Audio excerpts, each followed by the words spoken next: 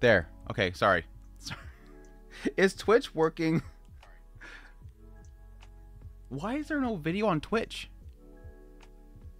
It's literally the same output. Twitch. I've been watching some other people, and Twitch has been acting weird lately. Is anybody on Twitch side? Can you see anything? Twitch, do you see me? Do you see me? What's up, chat? Hope you guys are doing well. I know I'm later than usual, but I figured better than nothing. Why I'm late? I have exact reason why I'm late. I'm gonna wait for the Twitch, the one Twitch chatter that I have. I had like a few, but I think they left because it's nothing on the screen. I was gonna start earlier, but then I found out that there's no way to search for originals anywhere. I think Anime DB has a way, but it's like it's super flaky. So I gave up. And then I just went to Mal, and I just went through and like one by one through every single season, I looked for original, and then I had to manually grab the thumbnail because thankfully how great Mal is, you have to go to the actual show page before you can grab the stupid visual because they want to give you wet files. Whoever made wet files, DIAF. Just DIAF. Just over and over again. I hate you. I hate you so freaking much. I understand why WEPs are made, but I don't like them. I hate them with the burning passion. They make sense, but I hate them. By the way, Taras, thank you so much for the super chat. Top original anime, Girls on Panzer, Magnificent Kotobuyuki. Did I watch Magnificent Kotobuki? It sounds familiar. It sounds familiar. Hold on, sidetrack. The one Twitch user, did they actually talk? No, they haven't talked yet. Twitch viewer, can you see me? Magnificent Kotobuki. It sounds so familiar. Oh, the plain one. I don't think I finished it, but it looked good. I don't know why I stopped watching it. Was it like availability was Garbo?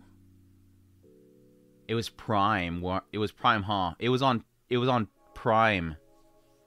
I know I started watching it, but I don't think I finished it.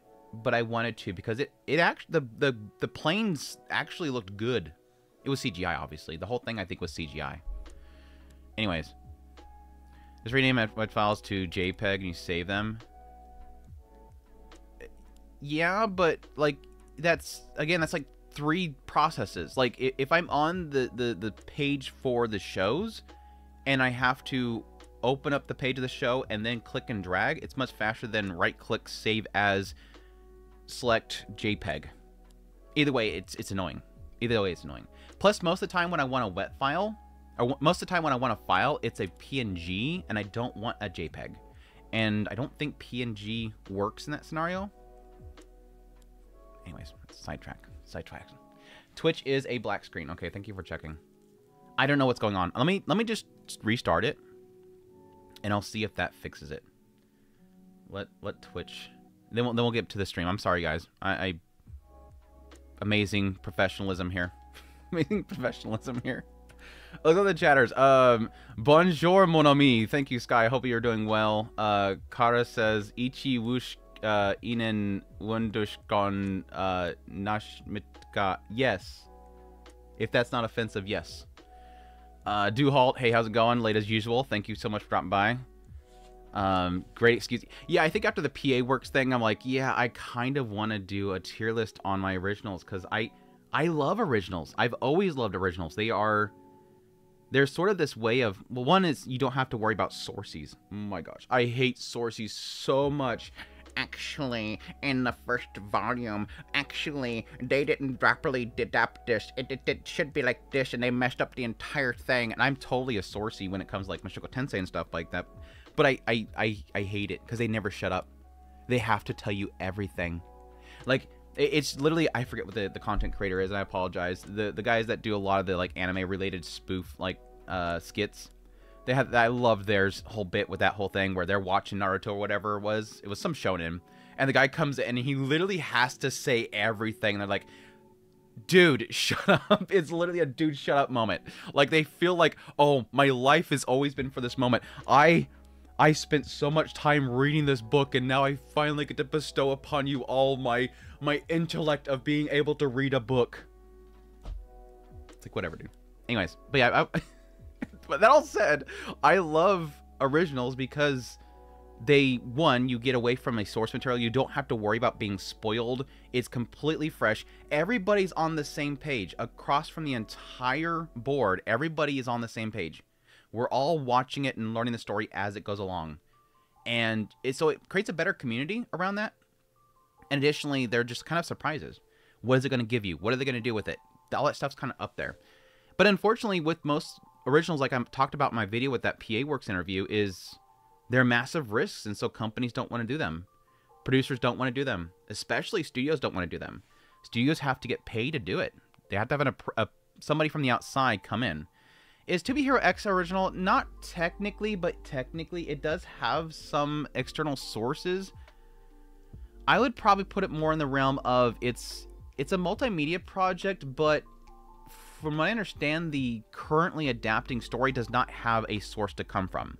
So it is technically an original because there's nothing it's pulling its current script from. Which I'll get into my what's in this list, which is going to be a big long conversation. I made a I guess I can switch over to it now. This one. I pulled again from Mal anything that was labeled as an original. And yes, that's not going to include a lot of things that people believe is originals, like Brain Dream Might Go and stuff like that, because a lot of them are multimedia projects, which do have other things tied to them, and thus they were not listed. So it's going to miss a lot of the multimedia project stuff. But it's typically going to be strictly things that do not have some sort of source or a multi-source available to it. So, It Invaded was peak detective stuff. I love it. I love it. We're going to get to it eventually, though. What else do we have here? Let's see here. Cheto, how's it going? Hope you're doing well, Cheto. What the fan art dropping in here? So is this about anime not adapted from a manga and light novels? Yes. Hey, RFX. I almost want to say RTX. RFX, what's going on? Flip Flapper is one of the best original, no contest. We'll talk about it. We'll talk about it. Flip Flapper's peak. We'll talk about it. Hold on. Aisha Bratz, Nyans. What's up, Philip? Joseph, how's it going? Welcome to the stream. Sergio Donna, I think I already talked to you, but yeah, thank you so much for dropping by. Apparently, Jazz, a movie as well? It has a movie as well. Okay. Twitch's Black Scream, thank you. I think that's everybody. Switty, what's going on? How old is Violet Evergarden? Should definitely be up there. Violet Evergarden is based off of a novel series, but it is not completely one-to-one. Like, Kyoto Animation does like to do a lot of original content with its adaptation of its award winners for their novel series award contests, but it is technically not an original. But if it was on the list, yes, it'd be S tier. I love Violet Evergarden. Man, Violet Evergarden's release was so weird and fun. Oh, I forgot to turn on Twitch again. Let's see if Twitch fixes this time. Violet Evergarden was such an interesting case where I remember when it first released, it wasn't available in the US. And it sucked because I was so mad. I was so looking forward to it. It was so beautiful. Like, the PVs and everything were so beautiful. Was massive hype for it. Like, she looked like Saber, and I was a massive fan of Saber at the time. I'm still a massive fan of Saber. But she looked like Saber, Kyoto Animation's Saber. What?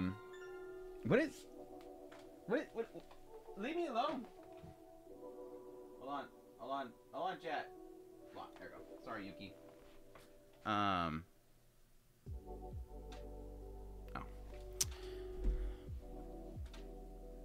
Anyways, yes, Violet Evergarden was releasing in the EU.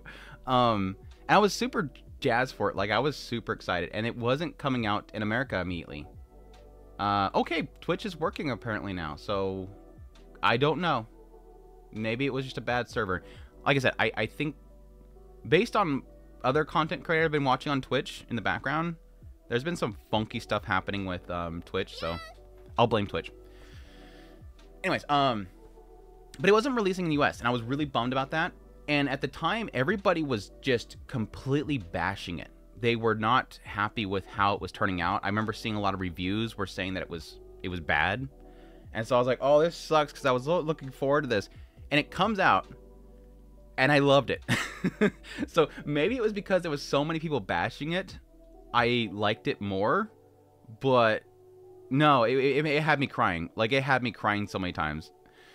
Is the AV Dundadon based on anything? AV Dundadon is the AV. The JK, I completely missed the joke. I'm sorry. Thank you so much for the super chat, though.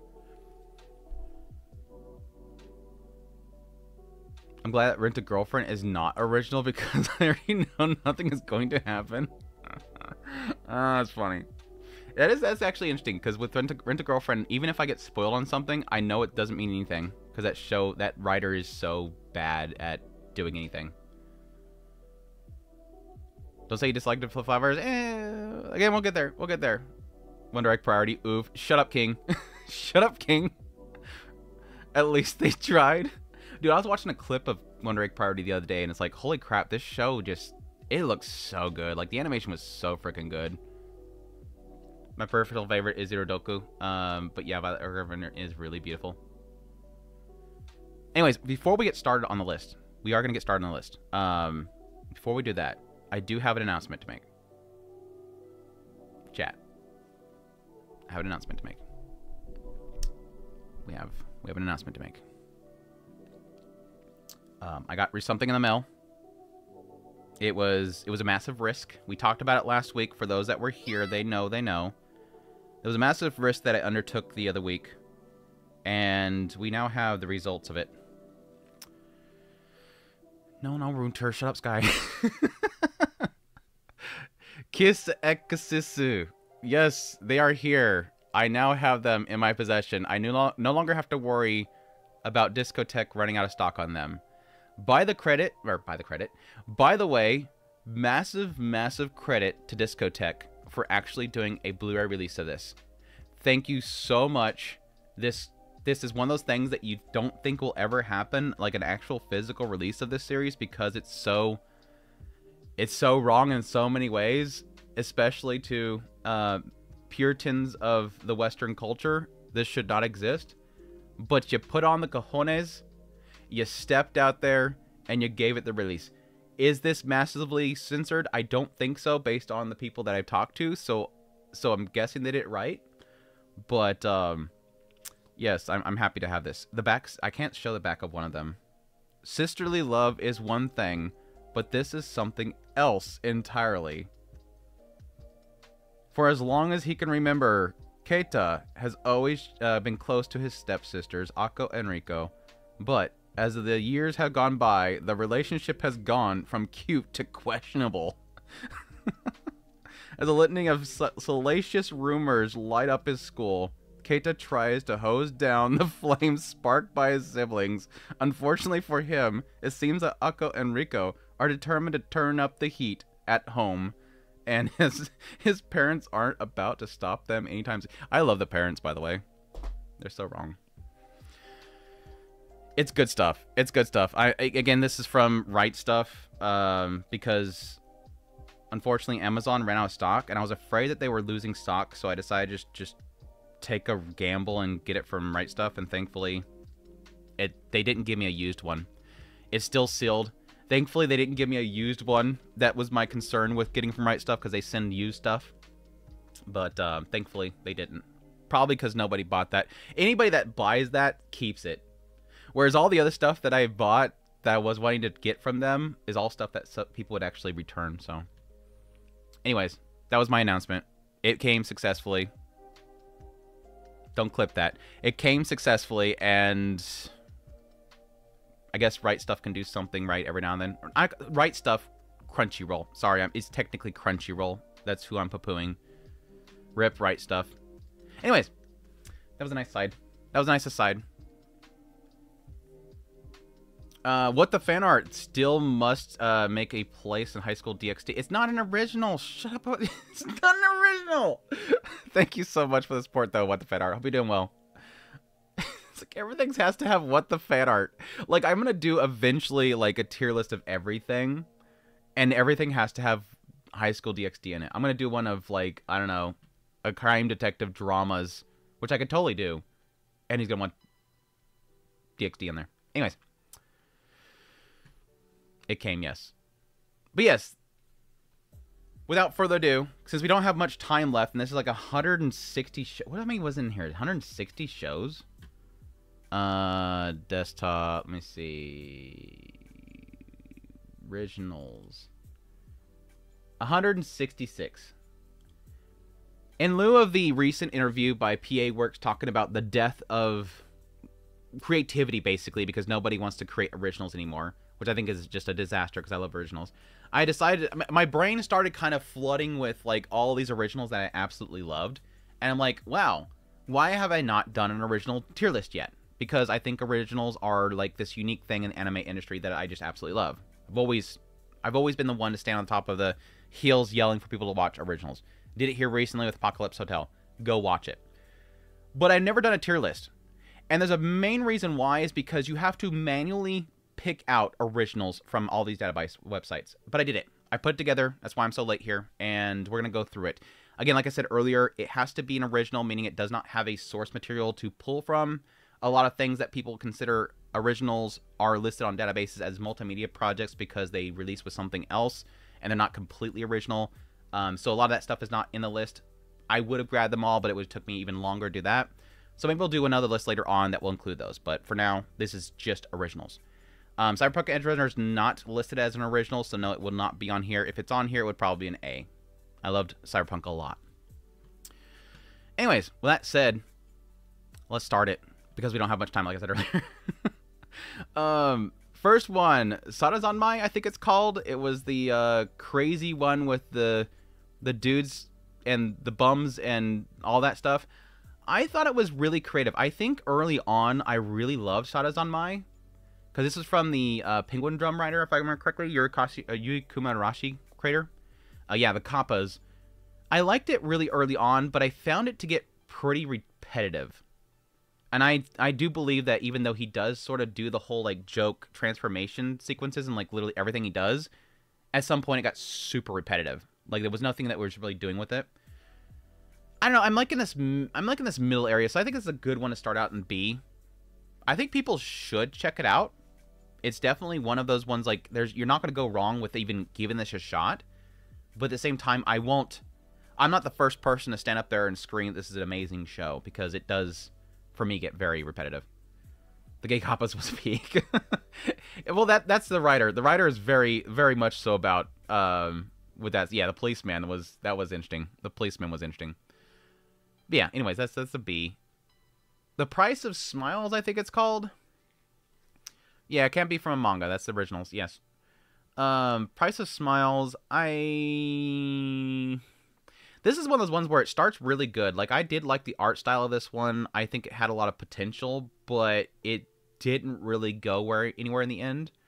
The concept here is you have two different individuals from one side of the battlefield and the other. I think one was a princess and one was a soldier. And they're, like, at war with each other. Well, there's a war that sparked. And they're kind of come against each other, and there's the two people on the two different sides, and they come together in the end to try to get peace. It was like, it started good, but at some point I realized it wasn't going to deliver, and sure enough, it didn't really deliver, like, a really great ending. Again, it's like a B area. Like, it's not terrible. I'd probably put, like, in a high C, low B. I'm gonna put it high C for now. I might move it in the B, but I think it's high C for now. Price of Smiles was brutal, so A without the ending. Without the ending, just ignore the ending. Just ignore the ending. You want me to go B? I'll go for B for Sergio. I'll go B for you.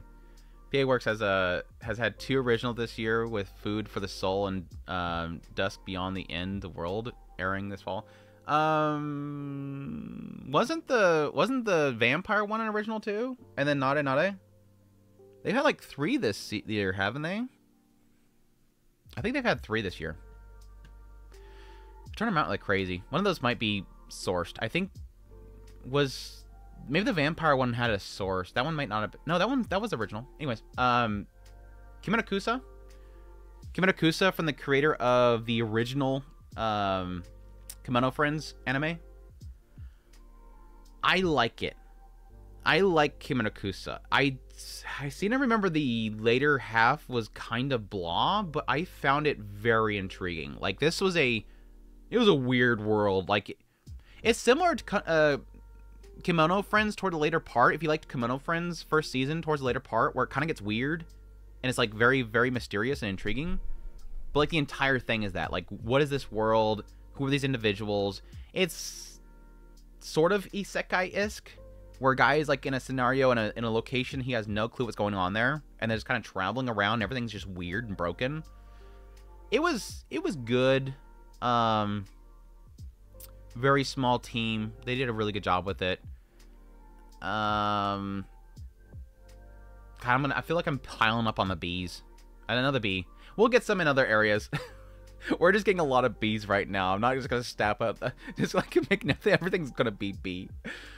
Grandbilm? No, not Grandbilm. What is it called? Is it Grandbilm? Grand something. The one that was advertised as being a 2D drawn mecha show when everybody was using CGI at the time. Everybody was using CGI at the time, and they came out of nowhere in a 2D drawn sort of a concept of girls being dragged into a parallel world where they have to fight in mechas against each other. Some are like trained from birth to do it, some aren't. I love the character designs. I think it's the ReZero character designer, correct? I love the character designs. Some of the characters I liked, but overall it was a very blah story.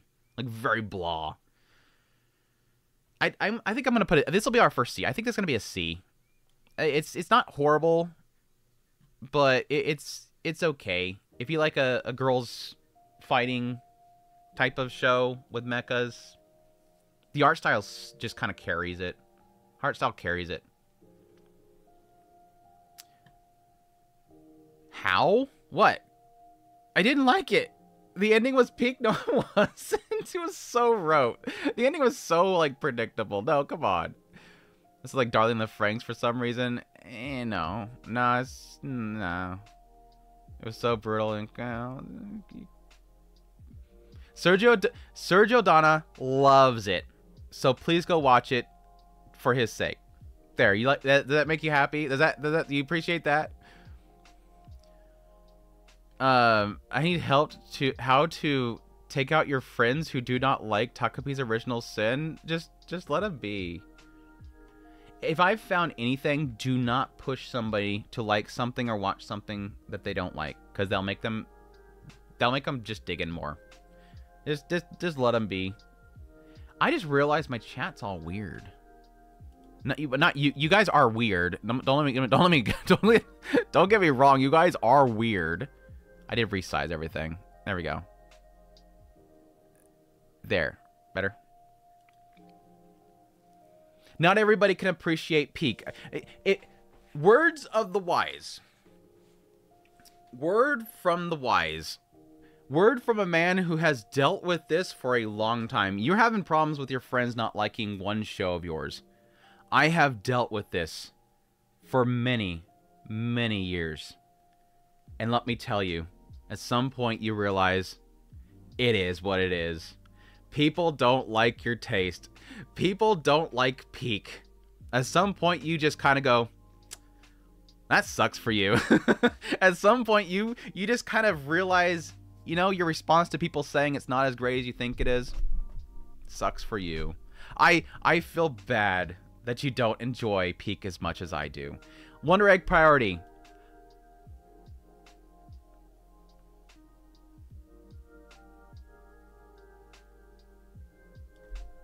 Fuck it. You know what? Just fuck it. Just let it. It's up there. It's an S. If you don't like it, sorry for you. Too bad. Don't come at me, bros. I know that other episode they released sometime way later. We don't acknowledge it. But season 1, the first core release of it was peak. And if you don't like it, too bad. It's more like an A. It's more like an A. There was a couple mid-area episodes that weren't, like, fantastic. But, like, overall, it's amazing. But this is a prime example of people will hate me for loving that so much. Too bad for you that you enjoyed it as much as you did. What episode? I've never seen an OVA. What are you talking about, Sergio? What episode are you talking about? I have no clue what you're talking about. The ending was... No, like, that single core was amazing. I don't know what you're talking about with the ending. There was no real ending to it. We just accept that they continue to fight at night, and we just don't know about it. Anyways, that's my TED Talk about people not liking what you like. But no, Takapi's Original Sin is a 10 out of 10. It's amazing. If you need some sort of confirmation bias, I'm here for you. Even most of my Discord is pretty much on agreement with you. Even has there is nothing. Shut up. Shut up. Shut up. It doesn't exist. Just like Odd Taxi does not have a movie. Odd Taxi, there is no movie for Odd Taxi.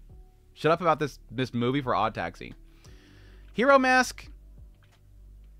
This is I've only watched the first season. I think this is the key art for the second season. I didn't even watch the second season because the first season was okay. It's a cool little action show if you're looking for like just a turn on. It doesn't require you to think too much about what's going on. There's some intrigue there and here and there, but for the most part, it was alright. It was alright. It was like a C. Not horrible. God, what is the name of this show? It's the tennis show that's like extremely... It's not that bad with it, but very a little melodramy. It's a little melodramish. I actually liked it. If I remember correctly, I really wanted a sequel. I really wanted a sequel to this show, and we never really got it. But I did like a lot of around the main guy and what he's dealing with at home and all the struggles the characters actually have with wanting to do what they want to do with the sport and everything. But I think it's like a solid high B. I'll put a high B. High B. Wimbledon, the anime. You see, listeners. It's listeners. I spot it there. Mirror Tights. I just want to throw this an A just because of the lols. Technically, what it does it perfect. Like it's just there's girls in tights. Look at the different tights. Oh, here's the different tights that you can have. Different shades and like transparencies to them. And here's this episode that's going to be on this particular one. But it's not a very entertaining show. It's fine. It does what it does. I'll just put it in C. It's not Princess Tennis, no. Couldn't the freaking Isekai Quartet.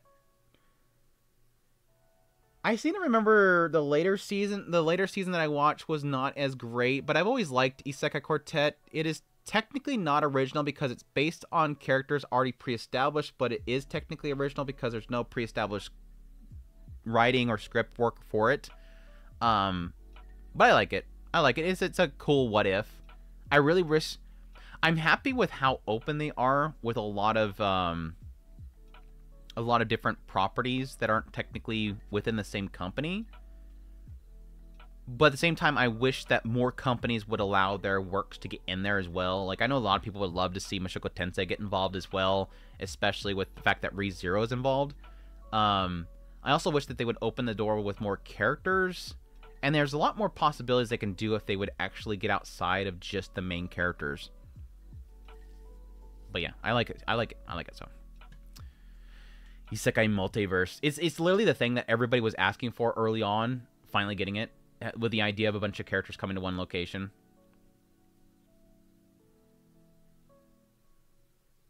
Anyways. It Invaded. I really like Invaded. I think it's... Yeah,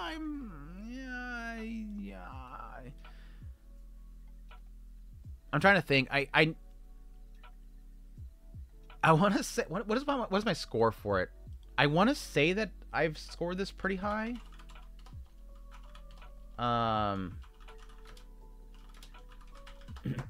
the way, just go watch... If you're not going to watch It Invaded, at least go watch the ED. Because the ED is, like, a banger. Yeah, I have it an 8. I'm going to put it up in S for now. I might bump it down if S gets too packed, but yeah, for now I'm thinking I'm gonna put an S. I think Invaded is a must-watch. Like, if you like a detective crime type of, you know, sci-fi-ish type of show, the concept is very, was it Minority Report? The idea of essentially looking into people's memories and finding out when crimes happen and what happened. So it's kind of like a whole dive into it's the id of people's brains. They dive into the id of people's brains and see what actually happened. So it's that whole kind of concept of, like, really interesting ways of diving in and crime fighting. But I really like it. It was a really, really interesting show. One of the ones that kind of solidified the studio for me was, I think it's Troika. You dropped Invaded, it wasn't for me. Boo. Boo, King Anime. You gotta lose that title of King.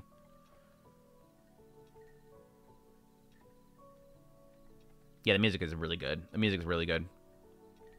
Yeah, I really liked it. It was really good. Unique art style to it as well. I think they announced a second season. I don't know when that's supposed to come out. Have they even dated it yet? I feel like they announced a sequel, like, a little bit after it came out, and we've still not seen it. I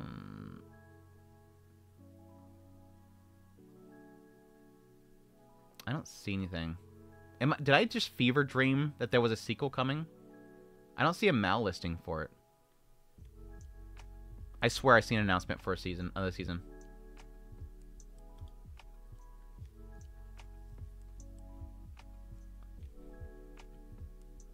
No, It Invaded had one cute girl in it.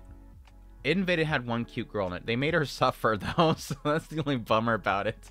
They kind of made her suffer. Anyways. A cat's whisper? A whisper? What is this called? It was the one where the girl turns into a cat. The girl turns into a cat and stalks the boy. It was cute. I seem to remember enjoying it. I don't think it was like a my gosh, watch. Was it called A Whisper Away? A Whisker Away? A Whisker Away. A Whisker Away. Yeah, I give it like a 7. I'll put it in like an A. A cat is fine too. I think the later parts of it gets a little bit muddy. Like, it gets a little muddy towards the later part of it, but it's fine. I'm watching Ashino Joe now. I really like it, although it's really old. Yeah. Whisker Ray is really good. Is she catfish? I was about to say that, and I wonder if it's because the side of my brain just, like, the side of my vision seen that. She literally catfished him. It's a whisker away. A catfish away. Good one. Good one. I like that one. I gotta say that in my back pocket for later on. Anyways, listeners. What did I rank? I don't think I ranked listeners high. What did I rank it? If it's even on Mal. Ooh. Ooh. Ooh, ouch. Ooh, ouch on Mal. Ooh, ouch on Mal. Listeners is a prime example of great concept, great open, not a great opening. It's a solid opening. It has a cool concept to it, but unfortunately just kind of falls apart at some point. What I really liked about Listeners is it's sort of a look at the culture of music. Because the characters are kind of traveling around, and it has, like, every location they go to. And I might be thinking of a different show, so somebody correct me. Every location they go to is a different aesthetic and style of music. And so it is sort of like a love letter to all different styles of music itself. And I found that stuff very creative. I think the part where it fell apart for me was the later parts, if I remember correctly. Because it does kind of start to get, like, it wants to get, like, super serious about things. They talked about racism and that was very bad to do so. Listeners did? You're joking? Anyways, yes, it was, again, good concept. Maybe a little fall apart on the delivery there quite a bit, but I still think it's a watch. Like, I still suggest people checking it out. I think it's, at least for the first couple episodes or a few episodes, I think it was a really interesting watch.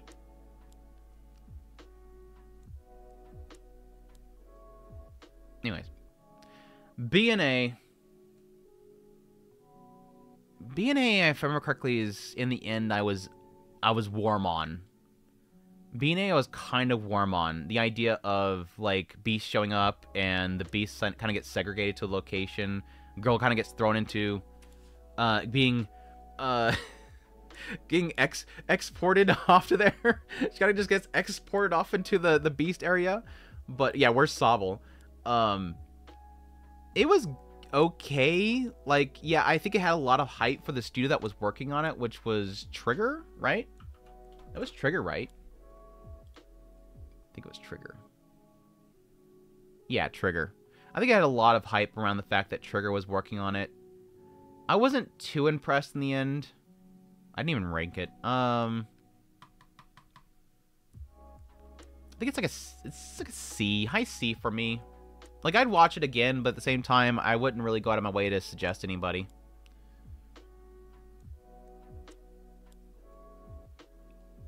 It's not that I hate it, I just found it boring. Like, nothing in it really... Like, the characters weren't that enjoyable, they weren't fun, they weren't entertaining, the writing wasn't entertaining, the story overall wasn't entertaining, it was just... there. Is really why... I think that's the biggest issue it has. It visually looks good. It's got a very unique style to it. But, like, nothing in it that happened really grabbed me. Anyways, Great Pretender. I'm trying to distinguish Great Pretender in my brain from Super Crooks. Great Pretender, I love and I hate. Great Pretender is one of those examples of, like, where I almost feel like the writer is is insulting me, because it feels like every single scenario with Great Pretender, it turns into this whole thing where here's what happened, then the big reveal happens, and then the characters tell you what actually happened. So you're always kind of writing the story backwards. Because the idea here is that they're trying to, you know, do these big, great pretends. They're tricking people out of their money. And so it always turns into this whole thing where their victim comes in, their target comes in, and then everything unfolds before them. They freak out, and then they'll explain how they tricked them. And so it never feels like you're able to sort of figure it out as it goes along. And in the end, it just kind of turns into a bunch of, like, explanations about what they did, rather than actually show you what they did while they're doing it. It had some really good ones. Like, some of the whole tricks was good. The ending was okay. Like, I think I liked the last scenario that they played out. But it was enough that I wanted to go watch the movie, but I wasn't, like, that into the property. I still think it's a watch. Like, I definitely do suggest watching it. It is an interesting kind of... It's a very different anime than you usually get. I think I'm in, like, a high B area. I think I'm in a high B area. Great Pretender was an anime that started Netflix's obsession with getting as much anime on the platform as possible? Question mark. I don't think so. Question mark. I don't think so. I mean, when was Great Pretender? I mean, I think they were way deep in at that point.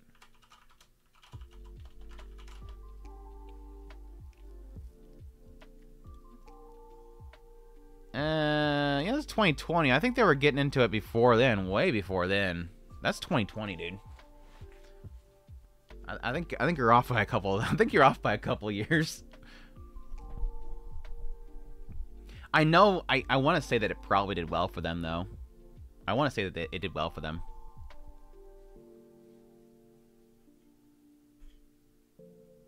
There's a second season of Great Pretender coming out. I think it was a movie. I think it was a movie. Resbluto. Great Pretender Resbluto. No, it's 4 episodes on One. Yeah, they had another 4 episodes. I thought it was a movie. Anyways.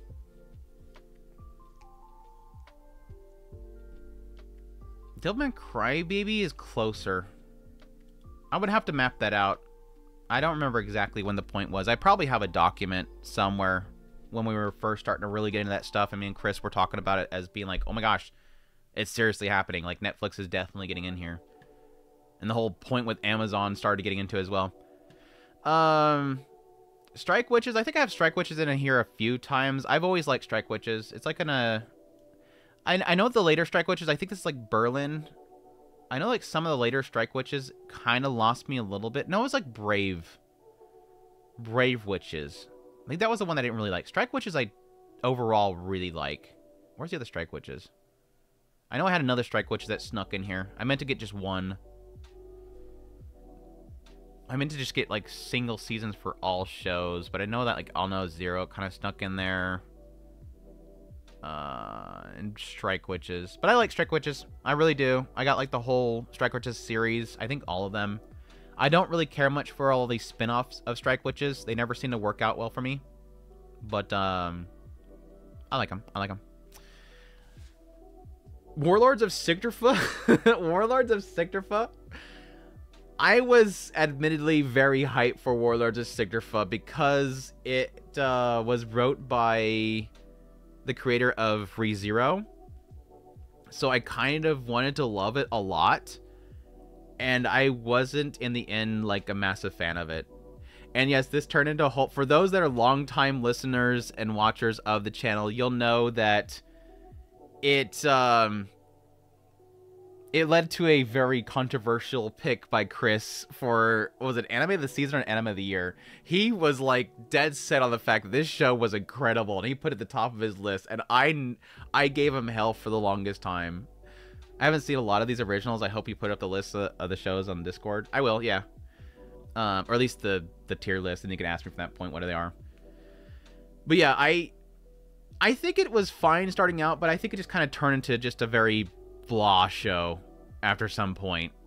You agree with Chris? Is it great? Like, what is it great for besides the OP? Peak waifus? It's a peak waifu show. Okay.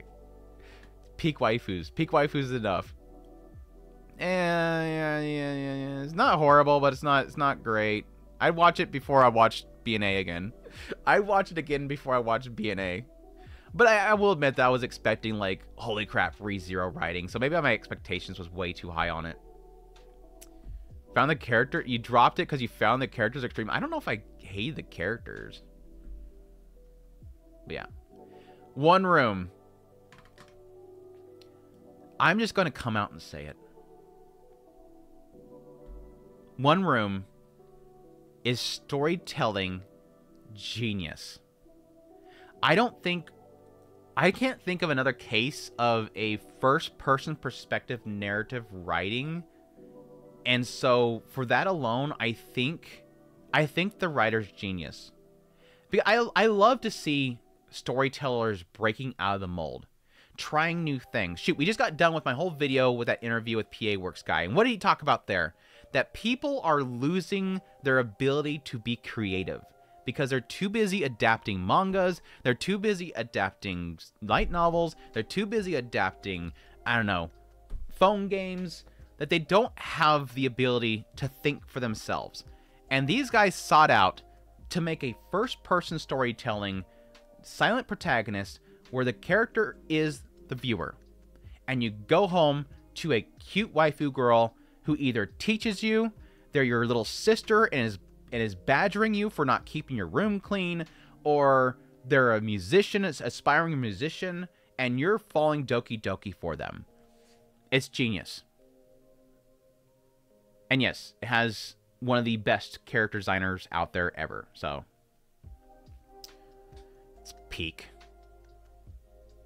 Have you seen the trailer for Sekiro anime? Wasn't expecting that. Yeah, it looked good. It looked good. Good colors. The coloring in it was really good.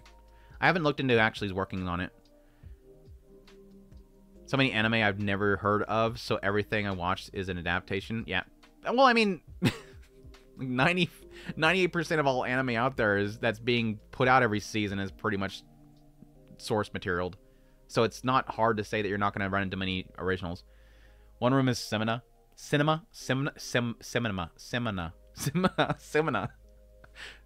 More games need to get anime adaptations that follow the game storyline, in my opinion. Nier, for example, also did a great one. Nier did good. Well, of course, I haven't played the game entirely. Blue Archive. Blue Archive needs to do that. Anyways, jokes aside. I do like it, and a lot of my enjoyment is really around, again, the art style. I think the stories are cute. It's not like they're amazing. They are cute stories. You get to actually see relationships that go all the way through, which is kind of rare.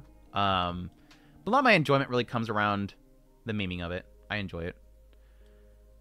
I'm gonna put it in like B. Again, it's kind of like Mirror Tights, where you know what it is. If you want that, you get it. But I think it's better than Mirror Types. Because at least the stories are cute. I really enjoy the stories. Lots of cute girls you come back to. Akadama Drive. We're not talking about... Oh, yeah, I don't know. Okay, you guys are getting ahead of me. Y'all getting ahead of me. Slow down, Sergio Dohana. Slow... I like how everybody's watching this tier list. They're getting sick of hearing me talking about a particular show. They just start typing up a paragraph about the next show. Akadama Drive is S, Andrew. The show and the genius ending is a crime if not S. Yeah, Akadama Drive is going to go up there for me. Akadama Drive, when it aired, I think I was the only content creator talking about it. Which is, I mean, nothing new for me.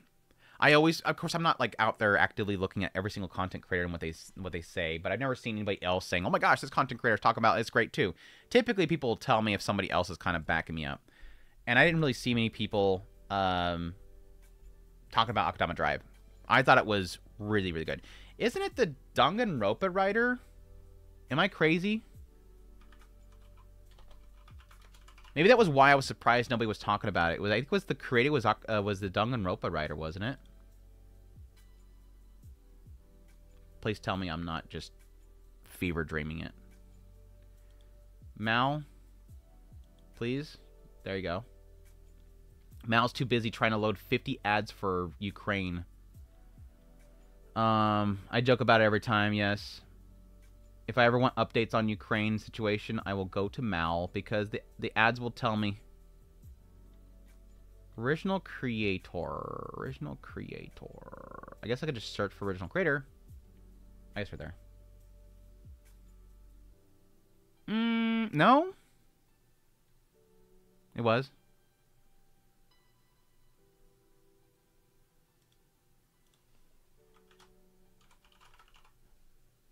There, okay. I was looking at scriptwriter. He wasn't doing like the full script, but yeah, Danganronpa writer. So I think that that was the reason why I was surprised that not many people were talking about it.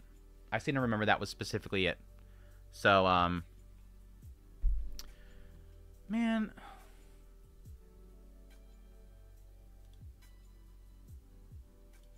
Twitch, get your bot problem under check.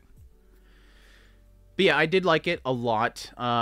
Very interesting concept to it. The idea of like breaking out people from prison in order for them, or like the most wanted people, and using them to or do a delivery. It had a really cool concept as to like where they were actually going, what the end result was, what was beyond, what was at the core, like the deeper rooted story about the origins of the city and all that kind of stuff. Yeah, the ending, I really loved it. The ending was quite a shocker. I wasn't really expecting it to go that direction. The style was fantastic. Like, everything around it, I think, was just phenomenal. I want to say that I give it, like, a 9 out of 10. I'm gonna try. It's very violent, by the way. Very, very violent. Which sucks, because I think Crunchyroll has the censored version still. Did Crunchyroll ever get the uncensored version? It was uncensored on Funimation, and then when they transferred over to Crunchyroll, they only moved the the censored version. I rated an 8. I rated an 8. So I'm going to put up an S for now. But yeah, I really liked it. You might have to pirate the uncensored version if you do go watch it, though. But I do recommend it. Highly recommend it. Nier suffered from being delayed mid-season? Yeah, it did have some problem. Yeah, it did have some delays. At least in the end, it was good. Like, at least with Nier, despite the delays, at least when it came back, it looked good. Like, they could have easily came back and it looked like dog crap just to get it done. Anyways. not Samurai Flamenco, the Gymnastic Samurai, I wasn't a huge fan of it, and it was really the reason why I was concerned about Apocalypse Hotel. So I think it's the same writer as Apocalypse Hotel, if I remember correctly. I was pretty bored watching it. It's not a horrible show. Like, it's got a good concept to it. It's about a guy that's trying to be a gymnastics, and I think he's just, like, he's getting too old. So they're kind of saying you're past your prime, basically. But he still wants to do it for his dream or whatever. It was okay. It wasn't horrible, but at the same time, wasn't the most entertaining show ever. Yeah, Zom 100, I think, suffered the most with the hype kill. Because, man, their delays sucked for that one.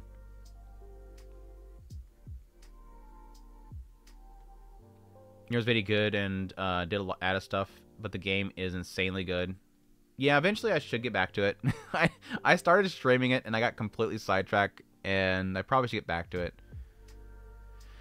World God only, not World God only knows. The time I became a god, when I became a god, what was it called? The day I became a god?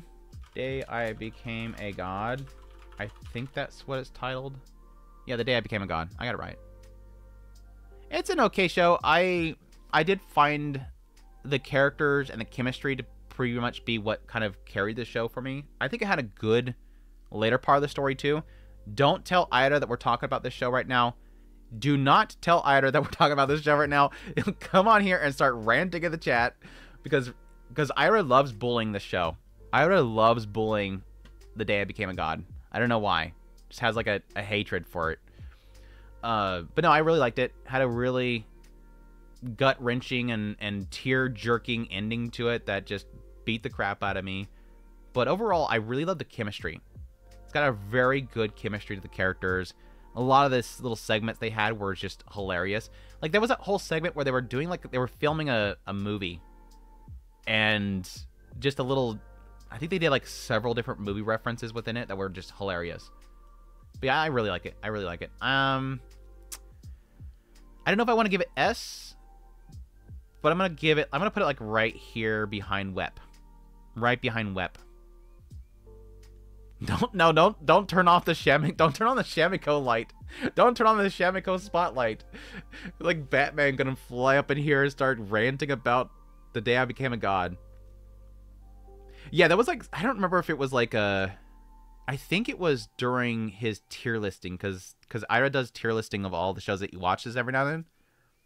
And he just went on a massive rant about it, and I'm like, holy crap, it's not that deep.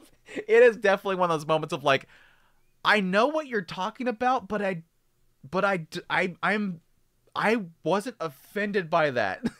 It's one of those, like, everybody has like that thing that sticks out for them, and they just go crazy on it. And I'm like, I don't know why that's that big of a deal. Yeah, it's Jumaida. If I remember correctly, it is Jumaida. Definitely one of his better of his works. Yeah, Jumaida worked on it. It's definitely his flavor. Look what Andrew did to BNA. Don't tell Sobble. Shut up. Shut up. Do you rat me out to Sobble?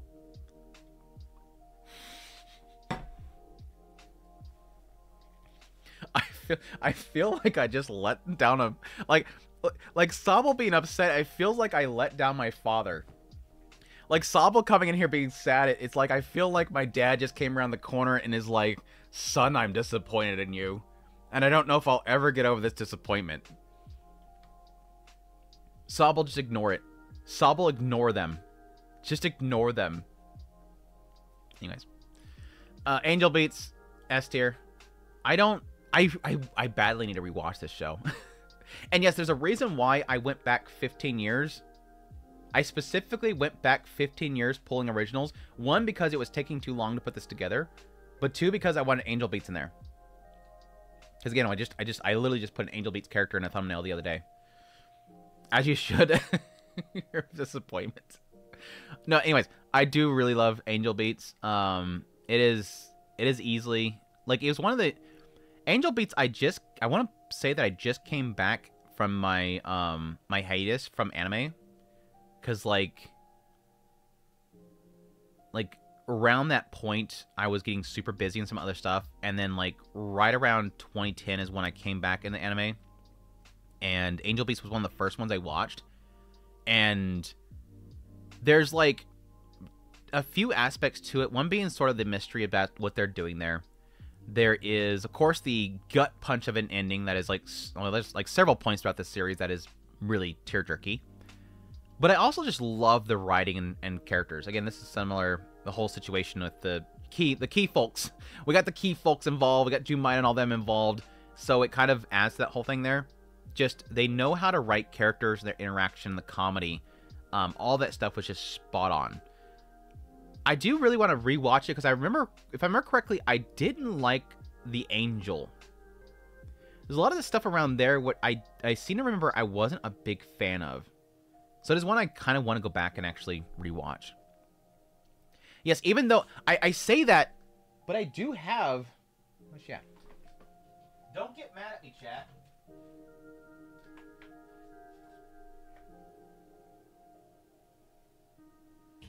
I still have a figure of her, so don't act like I hate her or anything like that. I just seem to remember something around her story being something that bothered me. I seem to remember something about her that bothered me. Don't be mad. If you're mad, you only have a right to be mad about me saying that if you can show me that you have spent more into Angel... I just about fell over.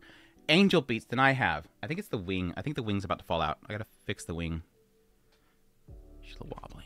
Don't follow her. Anyways. If you hate Dea Became God and love Angel Beats, that means it's overrated. If you hate Dea Became God and you love Angel Beats, that means you're confusing me. You're confusing me. If you rewatch Angel Beats, you'll find it's slower in the first 5 episodes. And I seem to remember a lot of the first episodes, the ones I loved. Like, I love the whole bit with them and, like, them trying to escape from this classroom and stuff like that. The whole rocket chair thing was hilarious. But, yeah. You like kuderes? I don't... Yeah, I typically don't like kuderes. I don't particularly like, the emotionless dolls, the too cool character. Like, she's so cool because she doesn't do anything. Like Nano from 100 Girlfriends. I do like Nano's character, but I typically don't like the just cool, calm, collected type of characters. They're so boring to me. Rocket chair towards the end. Endro, I think. Is it Endro? But yeah, I don't even feel like I have to sell people on Angel Beats because you either watched it or you don't care to watch it or you're never going to watch it. Yeah, Indro. Indro's okay. Indro's okay. I want to say like this is a type of show where like half of it was good and half of it wasn't. Just like I think like it's mostly a spoof off of RPG with cute characters. I'm gonna like Lobby. Put it right above One Room. I think it's okay.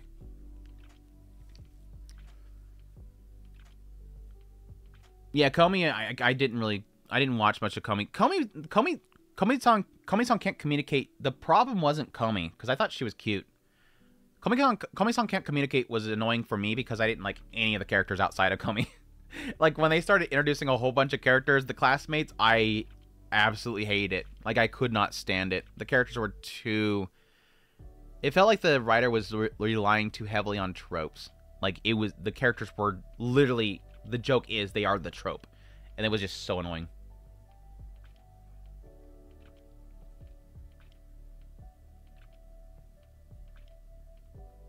Yeah, they hide their personality inside, just like tsunderes. But tsunderes are more fun. How does a anime like Ninja Kamui get greenlit for another season? Because it became the original of the year of Crunchyroll Awards. because it got Anime of the Year from the Anime of the Original of the Year from Crunchyroll Awards. That's why. Oh gosh. Anyways. Revisions actually was a good show. What did I even score Revisions?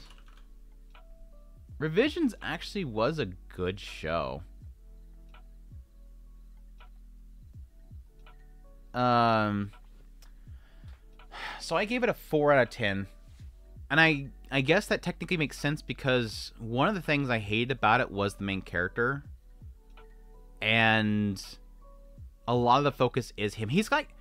The main character is a very, very annoying, obnoxious, and illogical version of Shinji, which is very crazy to say because Shinji is an emotional wreck of a child that gets emotionally manipulated to the point where he breaks.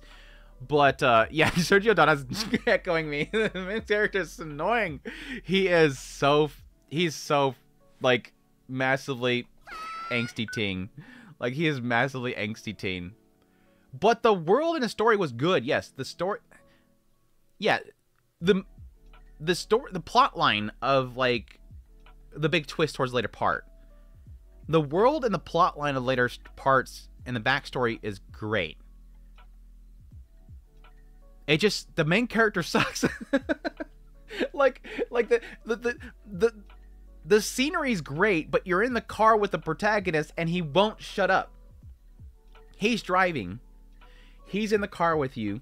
You can't get out of the car, but you like the scenery.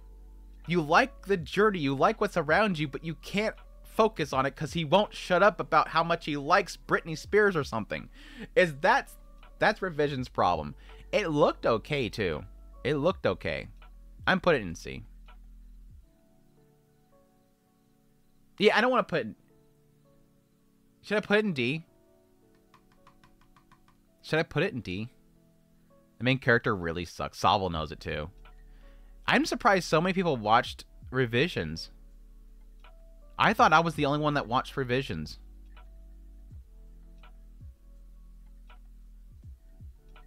The main character doesn't feel like main character. He's almost like more like a... If he wasn't such a driving force, especially for the later part, I would agree with you. Noise canceling headphones, easy. I guess you could just mute the show, right? Mute the show and turn off the subtitles. Shinji, get out of the effing show. Anyways, that's that show. Gekidol? Gekidol? What did I score Gekidol in the end? Did I make a video on Gekidol? Was I doing content creation when Gekidol was coming out? Oh, no, I think this is, like, right at the cusp of it. I may have done a video on this. I don't think so, though. Gekidol is a surprise. Like, I wasn't really expecting to like Gekidol as much as I did. Gekidol is actually pretty messed up. And there's points in it that I thought it was going to get extremely dark. It does get pretty darn dark. But it definitely is one that subverts your expectations. Like, a lot of the character stories themselves, their backstories, are extremely brutal and very tough to watch. Like, assault kind of stuff. Like, it gets very dark with a lot of the characters. If I remember correctly, the concept here isn't this the one where they're introducing a new technology of, like, entertainment that, like, projects the scenes and everything like that? And then it, like, follows a small group of girls that are trying to use, like, an old facility or something like that. But then it starts getting to each of the girls and their backstory and what they've kind of gone through in their past and their lives and their families. And it gets, like I said, super heavy. And I really wasn't expecting it to get that heavy. I really liked it. I mean, it's not an incredible show. I think I gave it a 5 out of 10 when I scored it on Mal. So it's not a perfect show by any means, but it's definitely one that I suggest, especially if you like very heavy dramas and whatnot. I think it's worth a watch. I want to say the ending I didn't like. I want to say like the last couple episodes I was not a fan of. I'm going to put it in B. Hi, B. It was a... If I didn't make a video on this, I would love to go back and make a video on it because I think it's like one of those ones that's like a... It's definitely a hidden gem of sorts. Not like a really high value gem. Yeah. Mal has 16,000 members. 16,000 members. That is a low number of people. Holy crap. Like typically for like obscure shows, they get like maybe 50,000. That's got 16,000 members. Holy crap. Interesting. Yeah, if you're looking for like something that's off the beaten path, Gekidol, check it out. It's interesting. Very heavy. Apare Renmei, right? Apare Renmei, the PA Works racing show. I didn't like it. I really didn't like it. What did I score it? I want to say it's probably going to be a 3 out of 10. Apare Renmei. Ranman. Sorry, Apare Ranman. I gave it a 5. Okay, I guess I didn't hate it as much as I did. I guess I didn't hate it as much as I thought it. Like, all of my memories of this show is not positive. Yeah, it's like a race across the country type of show. Wasn't really much about the racing, really. And, you know, I'll put it in mid C. It's okay. It's okay. It looked good for the most part. It looked good. Watched about 1.5 episodes. It wasn't bad. What I watched, but didn't hold my interest. Yeah, it was okay. It was okay. Kill la Kill. Yeah, we haven't got to the horrible shows yet. Just hold the line. Hold the line. We still got like probably 100 shows to go. I don't know if we're gonna get through all these today. Me, Andrew, and Kill la Kill have a very, very, very long history.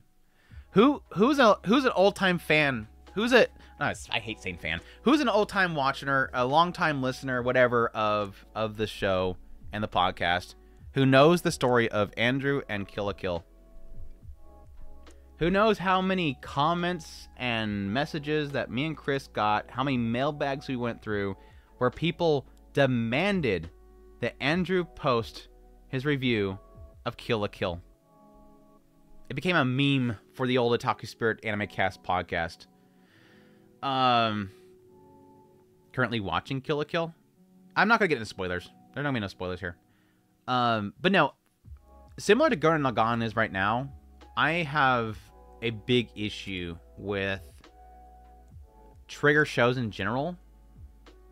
Not that I hate Trigger. I just, for some reason, have a lot of difficulty in really sticking with some of their very more over-the-top titles. Because they're more very, very beloved titles. Because at some point, kind of just, I lose my interest in the show. Like, I find a repetitiveness to a lot of what they do. Some of their animation, especially with Kill la Kill, for me gets very repetitive. Like, they do like to cycle animations a lot to make this illusion that they're doing a lot of animation. And it took me a long time to get through Kill la Kill. I think I tried watching it probably 4 times. I tried watching it for 4 times. No spoilers for a decade-old show. I mean, to be truthful, it's like story elements of the show is very vague in my mind to begin with, so it's not like I could spoil much because a lot of it I don't remember. I mean, I know the gist of the story, but it's not like I need to talk about it to talk about it. I don't typically do like full-on spoilers with my tier lists anyways, so because a lot of people are coming here to learn about the shows, and so for me to spoil the ending of shows, what's the point? This whole tier list is a discovery thing. I want people to discover originals. But anyways, I tried it several times. Eventually, I did finish it, and me and Chris did a podcast on it, and then it took forever for me to post the podcast, so it turned into this big meme. In the end, once I got through the show, I enjoyed it, but I'm not like a massive fan of it. Like, this is not a show where like I'd ever really care to go rewatch it, but I do appreciate it for what it did, and a lot of its artistic choices are absolutely phenomenal. I think the creativity that Trigger does with all their works is extremely, like, it's a lost art. It's a very much so lost art. A lot of studios get stuck in styles and they don't branch out from that. And often a lot of source material, even though the source material is unique, it will get lost in the studio's kind of generic style. Kill la Kill, Trigger is not that. The overall story, I think that's where I am not a big fan as much as other people are. Like, I get what it's doing, but at the same time, it's not it's not that interesting to me. Like, I don't find the overall story to be that intriguing. It feels very much so like you get an idea what it's giving you within the first like 5 episodes, and then beyond that, it's like, yeah, that didn't shock me. For me, it's like an A area for me.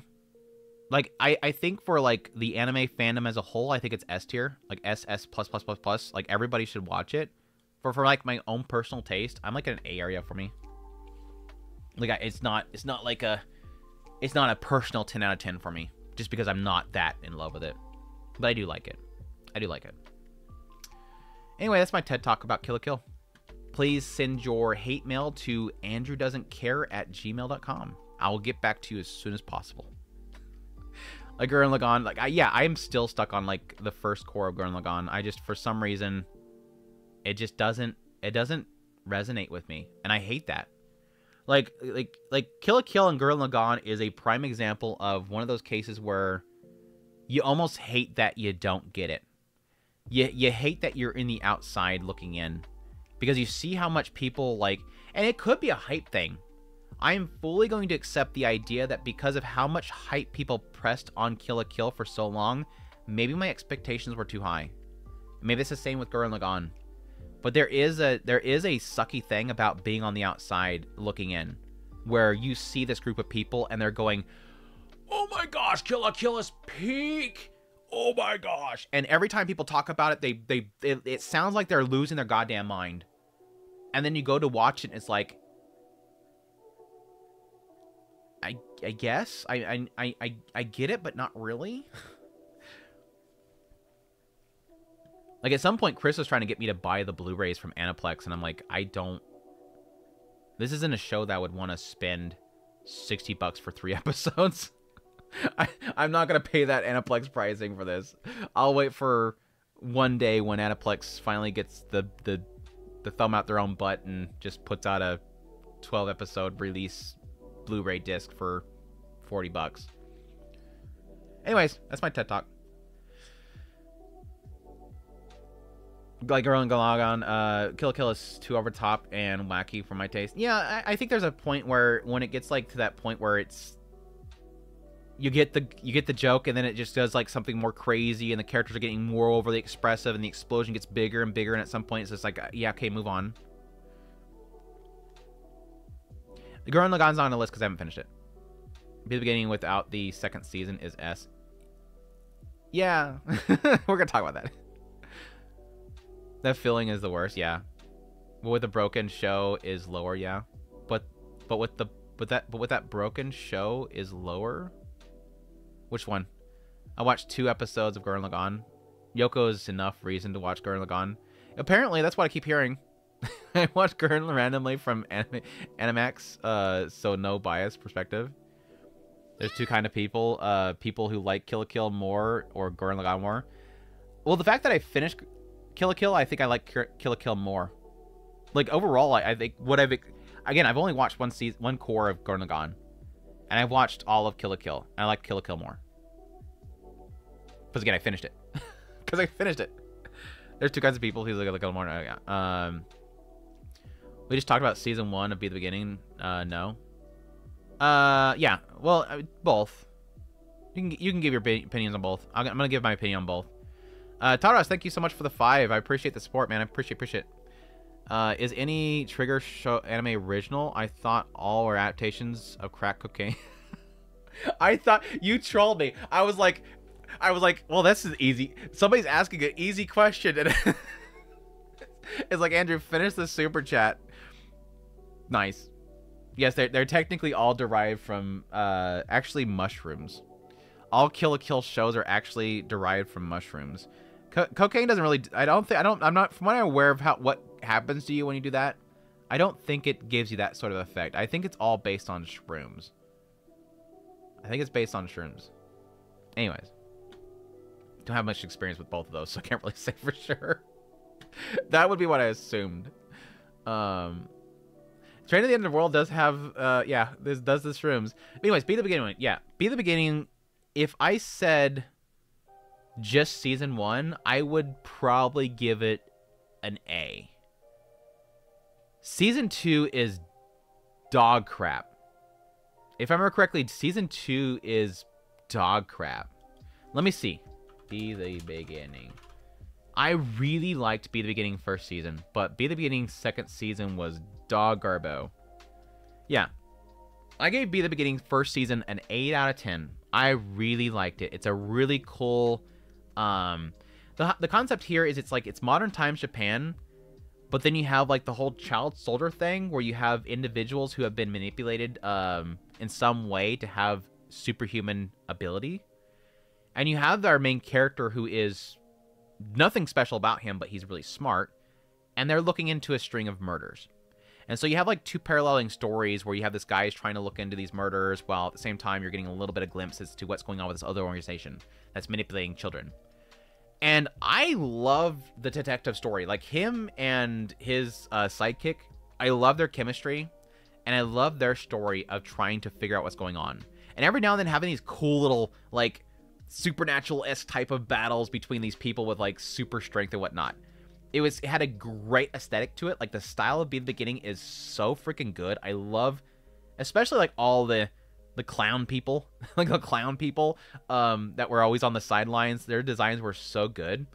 But overall, like the first season was so good, so good. The ending was so good, or at least the last like bits of Keith's story. The second season, not so good. Second season was not so good. It's not horrible, but it's not to the levels of the first season. Like, it gets too wrapped up in that other stuff. I think, again, where the show was good was Keith and him doing his detective work.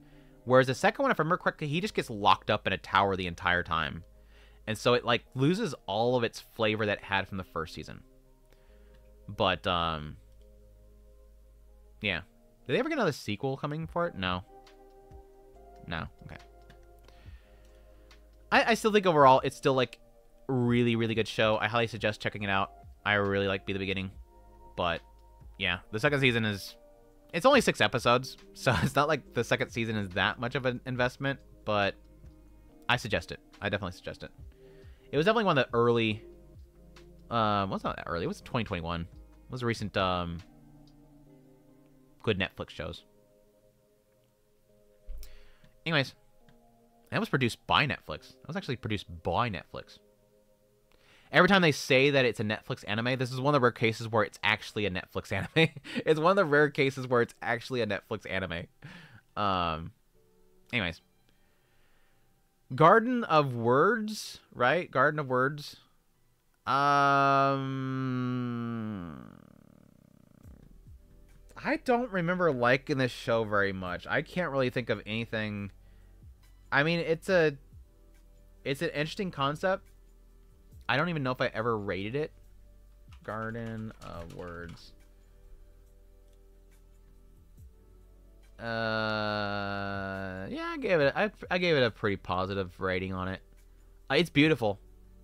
It is gorgeous. It was definitely a gorgeous show. A very sort of taboo. It's sort of taboo, isn't it? Wasn't it like one guy was a student and the other one was a teacher?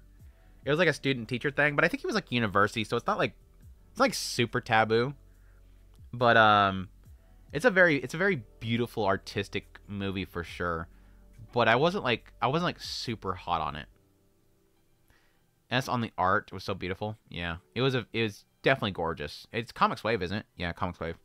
Comics Wave just does some very gorgeous stuff.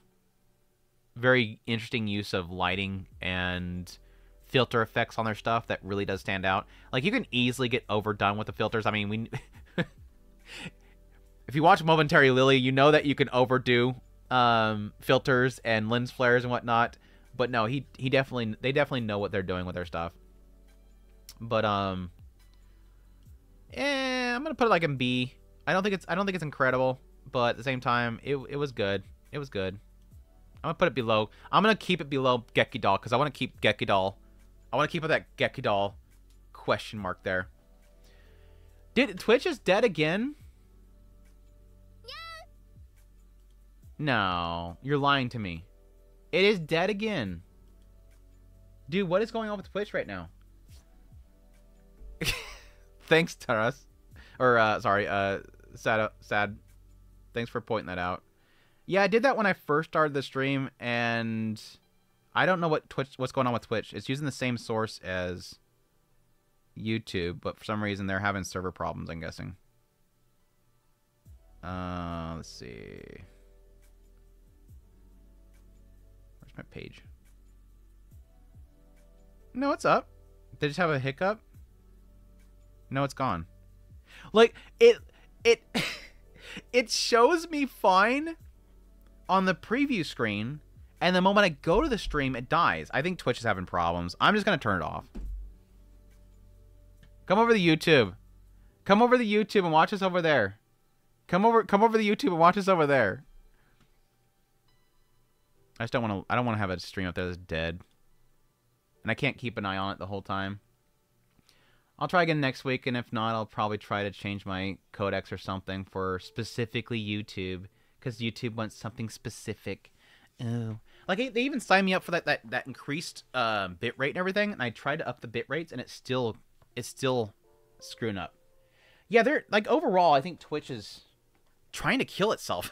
Like I think legit Twitch is trying to kill itself, because just everything that they're doing right now is kind of garbo. Anyways, Taras, thank you so much for the 2. My favorite Makoto Shinkai original is Zekai Crossroads?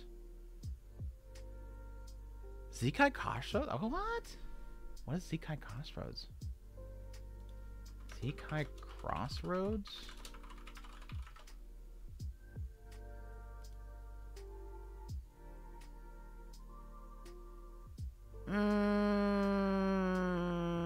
I don't think I watched that one.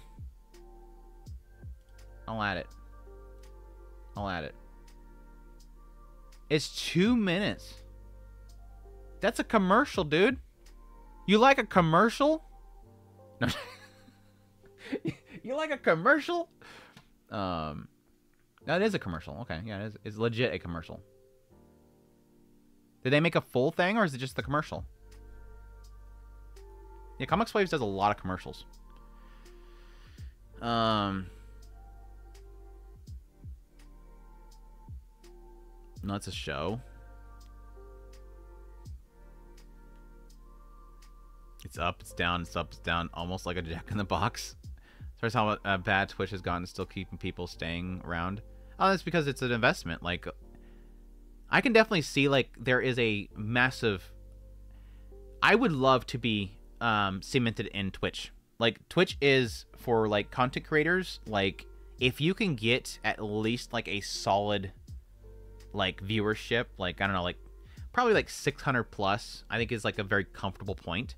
If you can have, like, a 600 plus viewership watching rate and have, like, a decent amount of that being, like, a continuous flow of subscribers, it's like you're locked in. Like, it is a subscription-based kind of service where you can get locked in. And people would be afraid to walk away from that, because the moment you walk away, and this is what kind of keeps people constantly streaming, is the moment you walk away, those subs drop off, and then your channel dies. You just, like, lose all of your revenue. You have to be in that, yeah, it's like the top 1%. Everybody else, you're just kind of just talking to the void. I hate to make it about money, but yeah, you're technically trying to make money. It's what keeps you going, pays the bills, all kind of stuff. But I'm already pre-established on YouTube, so that's kind of where it works for me mostly. Anyways. It's a 6th episode. I'm surprised it isn't listed as... Maybe it's going to be under the source material. Yeah, it just shows the one. There's the book, and the adaptation is the 2-minute... I don't know. I'll have to look for it later. I added it to my list. I can look for it later. Anyways, anywho, Odd Taxi. Absolute cinema. Absolute 100%. Besides the annoying, what they call them, the Homo sapiens.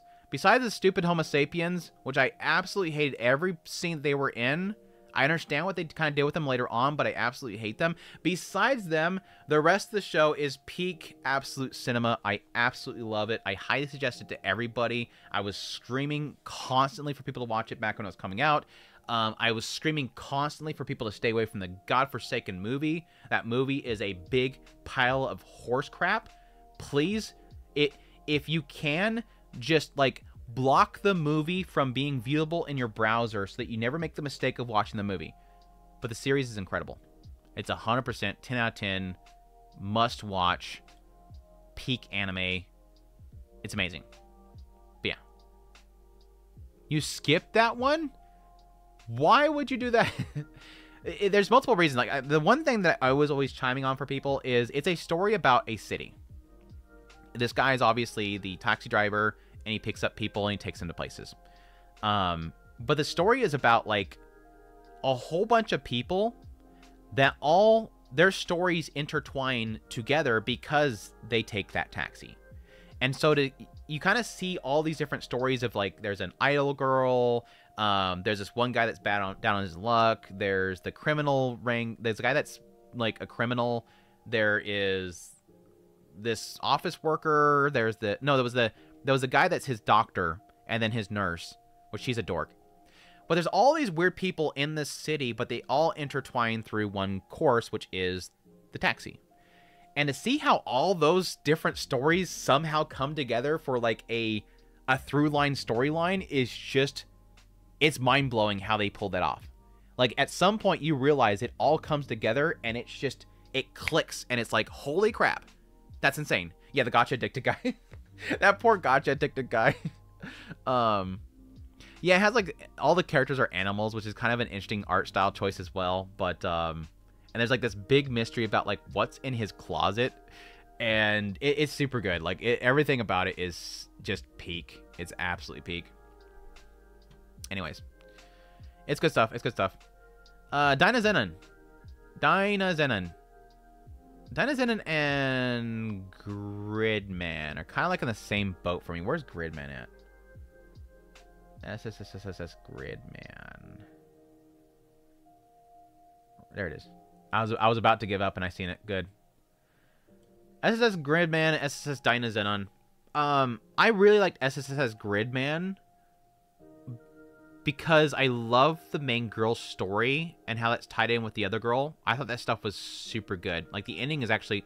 There's actually a point, I think it's like midway through this show, where it gets very interesting. Because it's like, the whole concept here is the whole like kaiju thing showing up to attack people. And they get into the Gridman, and the Gridman goes out and defeats them, and they save the day. And then it goes back, and the Gridman disappears, and they go back to their daily lives. And at some point, they kind of get into like the city itself and the kaiju, and... you know, kind of humanize the kaiju a little bit there. And the later part, it gets, like, really kind of funky with, again, the main girl. I thought Gridman, SSS Gridman, was a very unique take on it. Plus, yes, the character designs... Chef kiss? Can we express that? I moved it. Hold on a second. Hold on, chat. Hold on. If I can get it off the wall. I gotta get it off the wall. Hi, Yuki, did I wake you up? I'm yelling at chat and it wakes up my dog. Yes. We can get this out of the way. There's a main reason there's a main reason why I like this series. Peak designs, peak thighs, all that kind of stuff. I will admit there is a reason. But yeah, I actually really like the show. Like, not jokes, but like that aside, it's still like a really good show. Dynazenon, Dynazenon did not work as well for me. Because if I remember correctly, Dynazenon was the one where like it gets into like that whole like history story. Like the other group was like from some other timeline or something like that, and it comes into like the mix with the main characters and I haven't watched the actual movie yet, where I think it ties the two of them together, but Dynazenon wasn't that as good. Which I've heard reverse, so I'm not like against acknowledging that. Let me see what I put down for my SSS Gridman. I wonder what I put Dinah's in at. If I even rated it. Nyan. Hold on, Nyan. Nyan, hold on.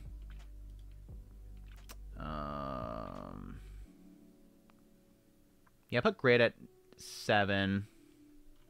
Dinah Zenon. Dinah Zenon. Dinah Zenon. 5. Yeah. Yeah, that sounds about right.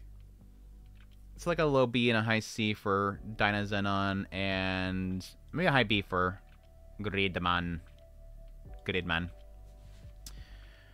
What was a Nyan for? Why did I get a Nyan? What is... Where's my notifications for the Nyans? Thanks for the Nyans. I'm not sure what the Nyans are for. I think my chat thing broke. Where is it? RFX give 10 gifted memberships. Thank you so much, RFX. You're so freaking amazing. Thank you so much. Thank you, thank you, thank you. I hope I thanked you last time. I think I did last time. But I really appreciate the support, man. It means a great deal to me. I hope you're doing well. RFX coming in with the gifted memberships and all the emotes for everybody. Gridman was really good. Peak waifu music, peak music. Yeah, the music was good too. Yeah. It did. Okay, good. Sometimes there's some times where like afterwards, after I finish the stream or something like that, I'm like, God damn, did I forget this one? I have to make sure that you're on my end card too. The girls are peak. They are good. Still have good waifus. Yeah, the second one I did really like the female designs in it too. I like the male designs too. Like especially like the evil group. Their designs were really fantastic too. Anyways.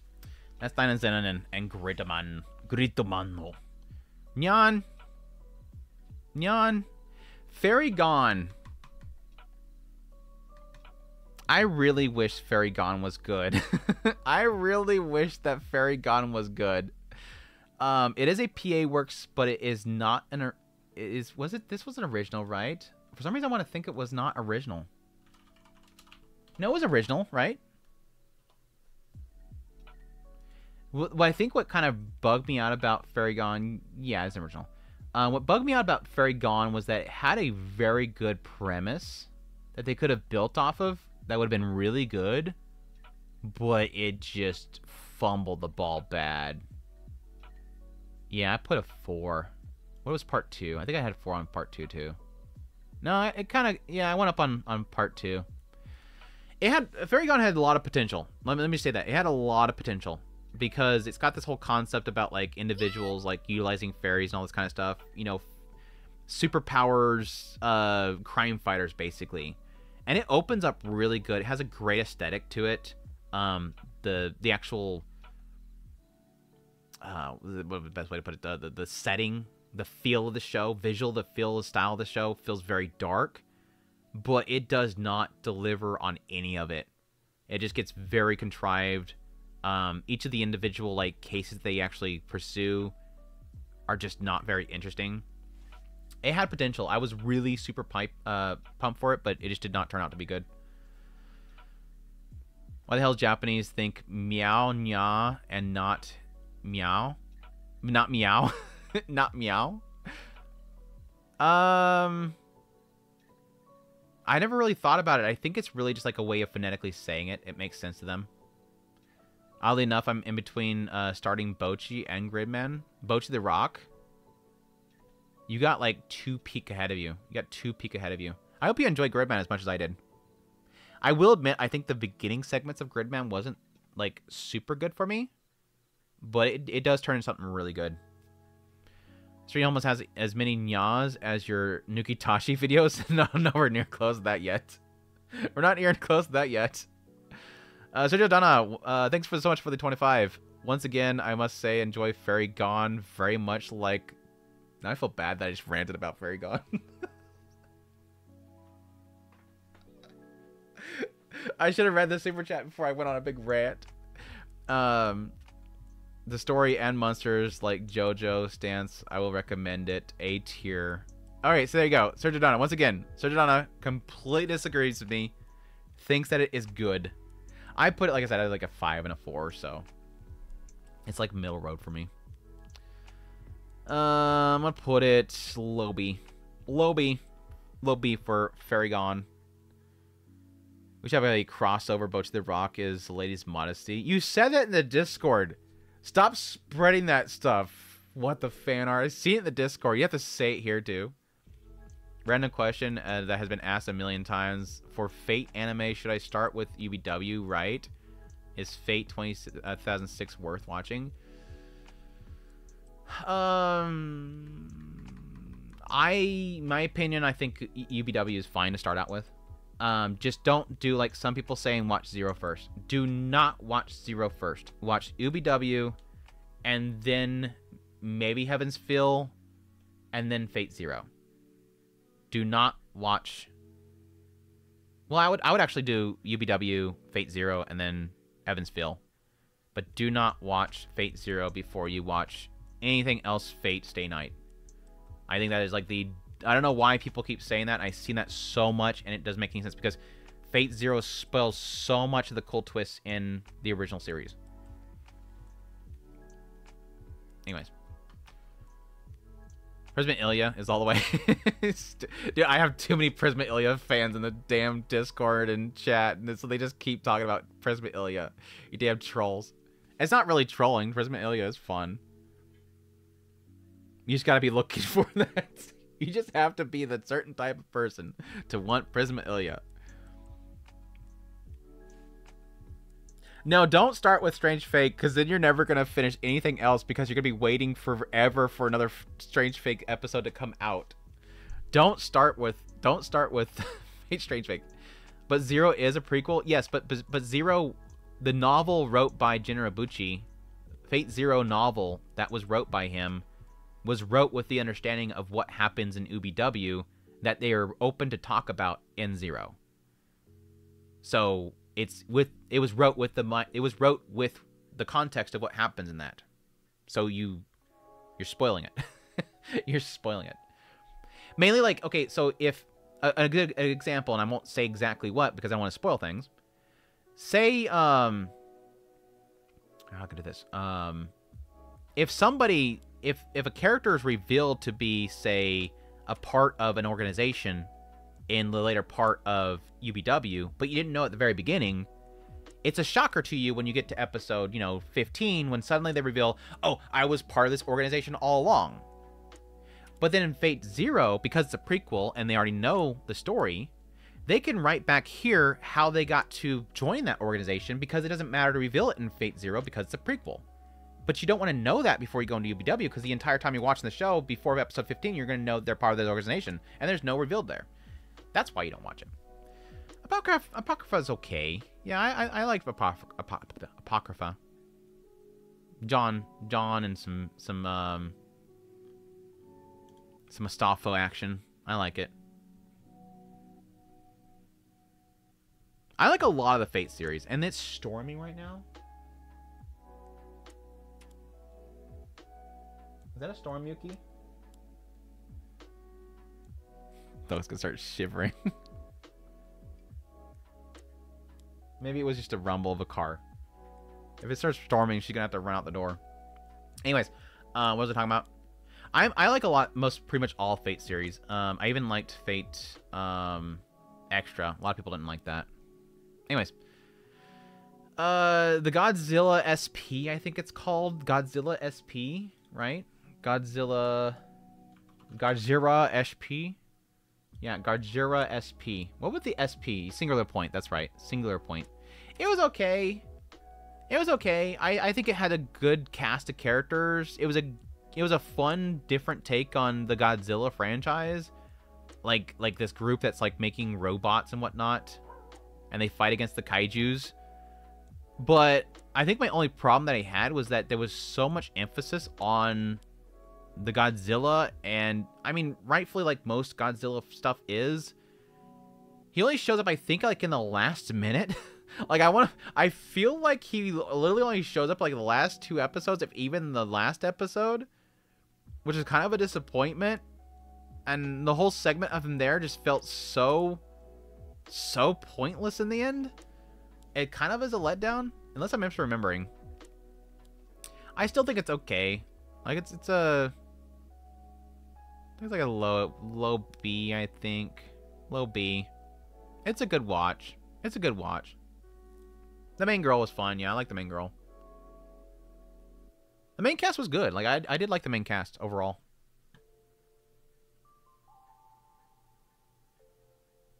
Witch of the Holy Night anime nowhere to be seen. What's Holy Night?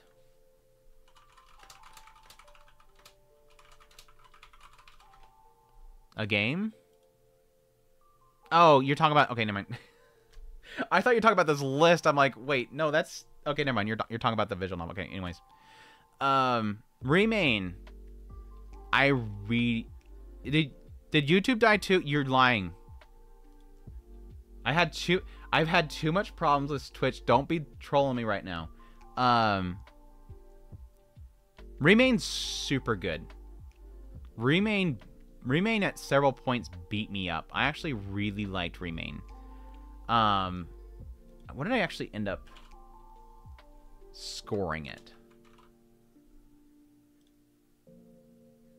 8. Yeah, I gave it an 8. Yeah, Remain actually turned out to be very good for me in the end, despite the fact that it's very free-esque, where you have like a bunch of hot guys. But no, it was really good. Was this the one with he lost his memories, right? Yeah. With Remain, the concept here is the guy like loses his memories and then finds out that he really liked polo, and then he has to relearn polo. And so it turns this whole thing where everybody's like, this guy's like a prodigy, if I remember correctly. And so they're like, oh man, he's super good at this, but he doesn't know anything about it. And now he's making fun of us or whatever. But anyways, it actually turns out to be really good in the end. Like, I did really appreciate the characters, all the characters they got into. I was very cautious, or, what's the best word to put it? I was mixed on how I was going to like the main character when they actually got into his memories. Because I was afraid it was going to get very melodrama, and it kind of does sort of creep into it a little bit. But in the end, it actually turned out good. I actually had like a few points in it that actually got me very teary-eyed. I really did like how they handled his story in the end. But overall, it was actually a really good watch. Even though it had a bunch of hot dudes. Even though it's just a bunch of hot dudes. I'm going to put up an A. I'll put up in middle A area. I really like Remain. I suggest it.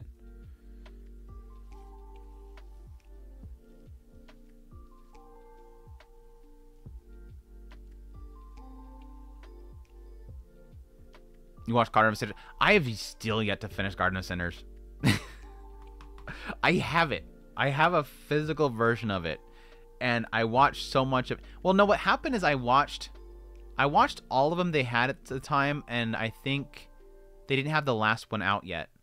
And by the time the last one came out, I hadn't got around to watching it until I wanted to rewatch the whole thing. And then with that aspect of having to rewatch the whole thing, it's been daunting, and I haven't been able to rewatch the whole thing. Same thing with Heaven's Feel. Like, I've watched the first 2 parts of Heaven's Feel, and I was waiting for the last one to come out, and I wanted to rewatch the whole thing, and thus I've never watched the whole Heaven's Feel. So that's my biggest problem that I have with a lot of shows. Eden. Eden's fine. Eden's fine. But it feels so overplayed. Like, I just, like, I watched Eden, I'm like, oh, it's this story again. Oh, it's this story again. How humans destroy everything, and they shouldn't be around, and there's a new life, and it should be erased, but that whole thing. Robots and feelings. It's not horrible.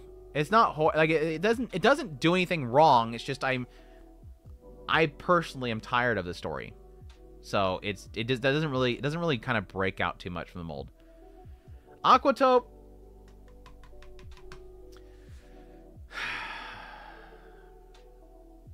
I really liked the first half. I really liked Aquatope first core was good. Aquatope first core was really good. I really liked it.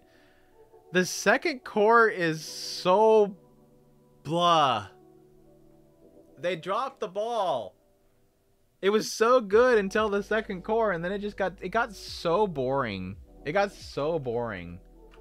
I mean, you could probably make an argument that the second core of Aquatope is sort of a message about like the struggles of monotony of life as it goes forward, but like it had so much potential.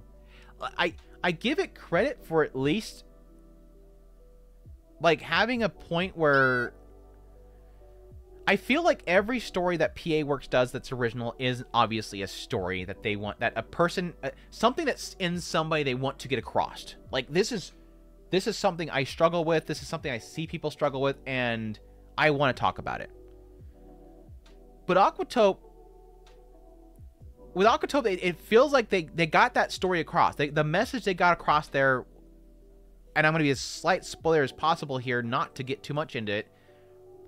The message they got across there was that things don't always turn out the way that you kind of hope for. Like this is what they wanted, and they didn't get it, but they still move on. But because they did that, the whole second half feels not the whole second half. Most of the second half feels so boring. Like it does not have that same element that the first half had. I give them respect for following through with it, and again, it's a very much so a message in there, but I don't know if an anime was made to just promote. I mean, I wouldn't. All slice of life will be in a region, and they will thus have elements in there of that. It always depends on how much they focus on that stuff, that it can get very kind of regional promotion based. But I don't think that's really what they were doing with Aquatope, because it's too focused into locations that don't necessarily promote things.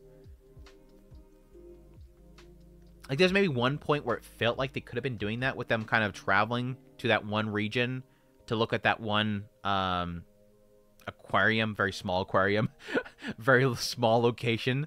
But other than that, I don't think they really did much of that. Second part of Aquatope shows MC growth. Yeah, again, this wasn't what I wanted. But thanks for the 10. Just wasn't what I was hoping for. It was, again, the first half was good. I really like the first half. It's still like a B. It's still in the B area for me. I still like it. It just let me down. Just let me down. Zombieland Saga. I think I have Zombieland Saga twice in here. It's obviously 2 seasons. Zombieland Saga is so good. I want to say the second season I wasn't as jazzed for, because the second season gets kind of serious. The second season, like, it starts. What little Zombieland Saga can get serious, Zombieland Saga Revenge does try to get serious. Yeah, I have both of them at 8. I really like Zombieland Saga. It's better than it has any right to be. The idea is girl dies, guy turns her and many other girls into zombies to become idols, to save. What was the place they're saving? What was the town they're saving? I forget. Anyways, they're saving a town.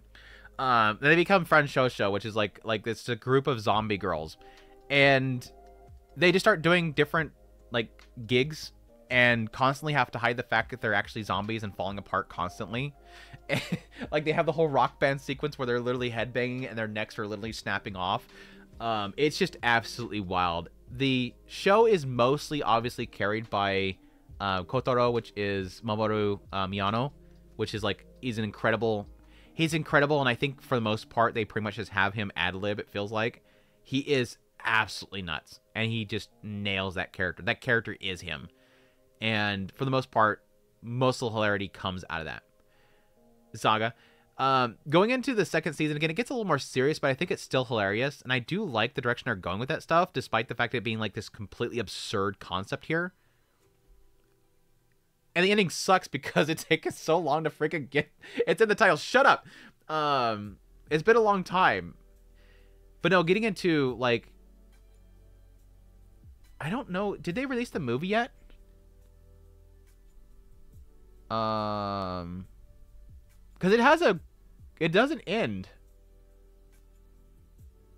Oh, shoot. It's literally, like, in 2 months. It's in 2 months. 2 months, we can finally find out what happened to the girls. It felt like the longest time we were never going to get an answer for what the hell happened at the end of the season. It's bonkers. I love it.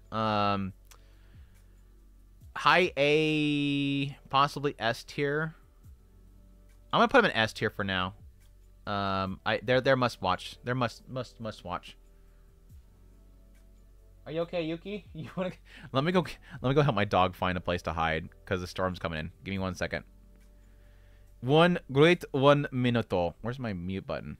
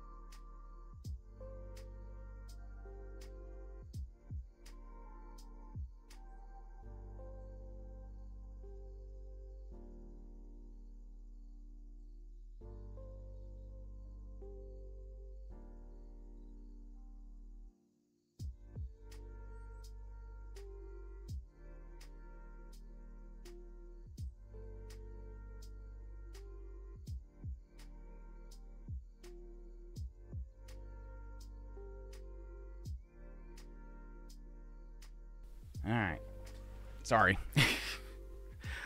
I realized my grill was out in the open. I'm like, crap, I gotta move that now because it starts raining. It's gonna get rained on.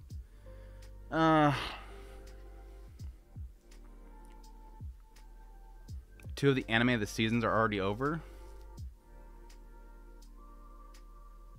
What are they besides Takopi?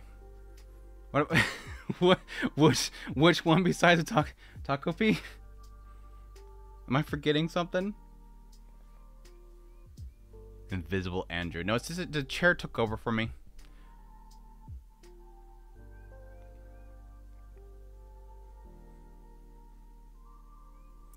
The Saber swimsuit?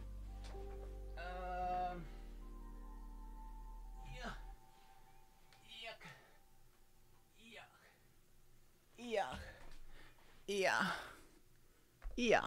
There you go. You don't have to zoom. There you go. There you go.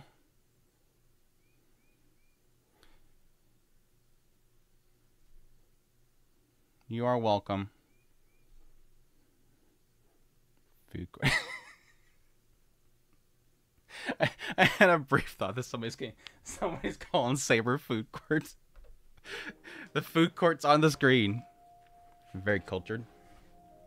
She's very, very, very nice. Very nice figure.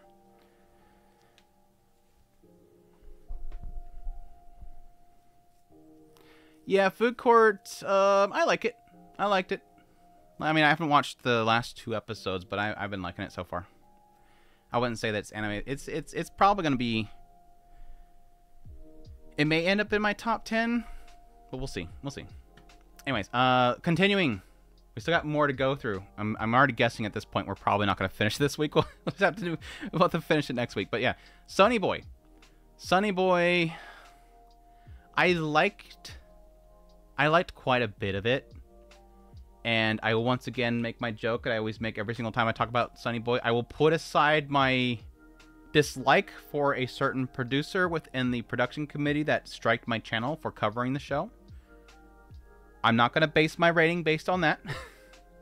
But I did like Sunny Boy a lot. I absolutely had a lot of fun covering the show. Like, this show was so fun to, like, theorize on. The community that we had, the people that were talking in the comment section, like, we were having so much fun talking about Sunny Boy. It was great stuff. At some point, the show, like, stopped working for me. At some point, it just kind of stopped working for me because a lot of what I wanted...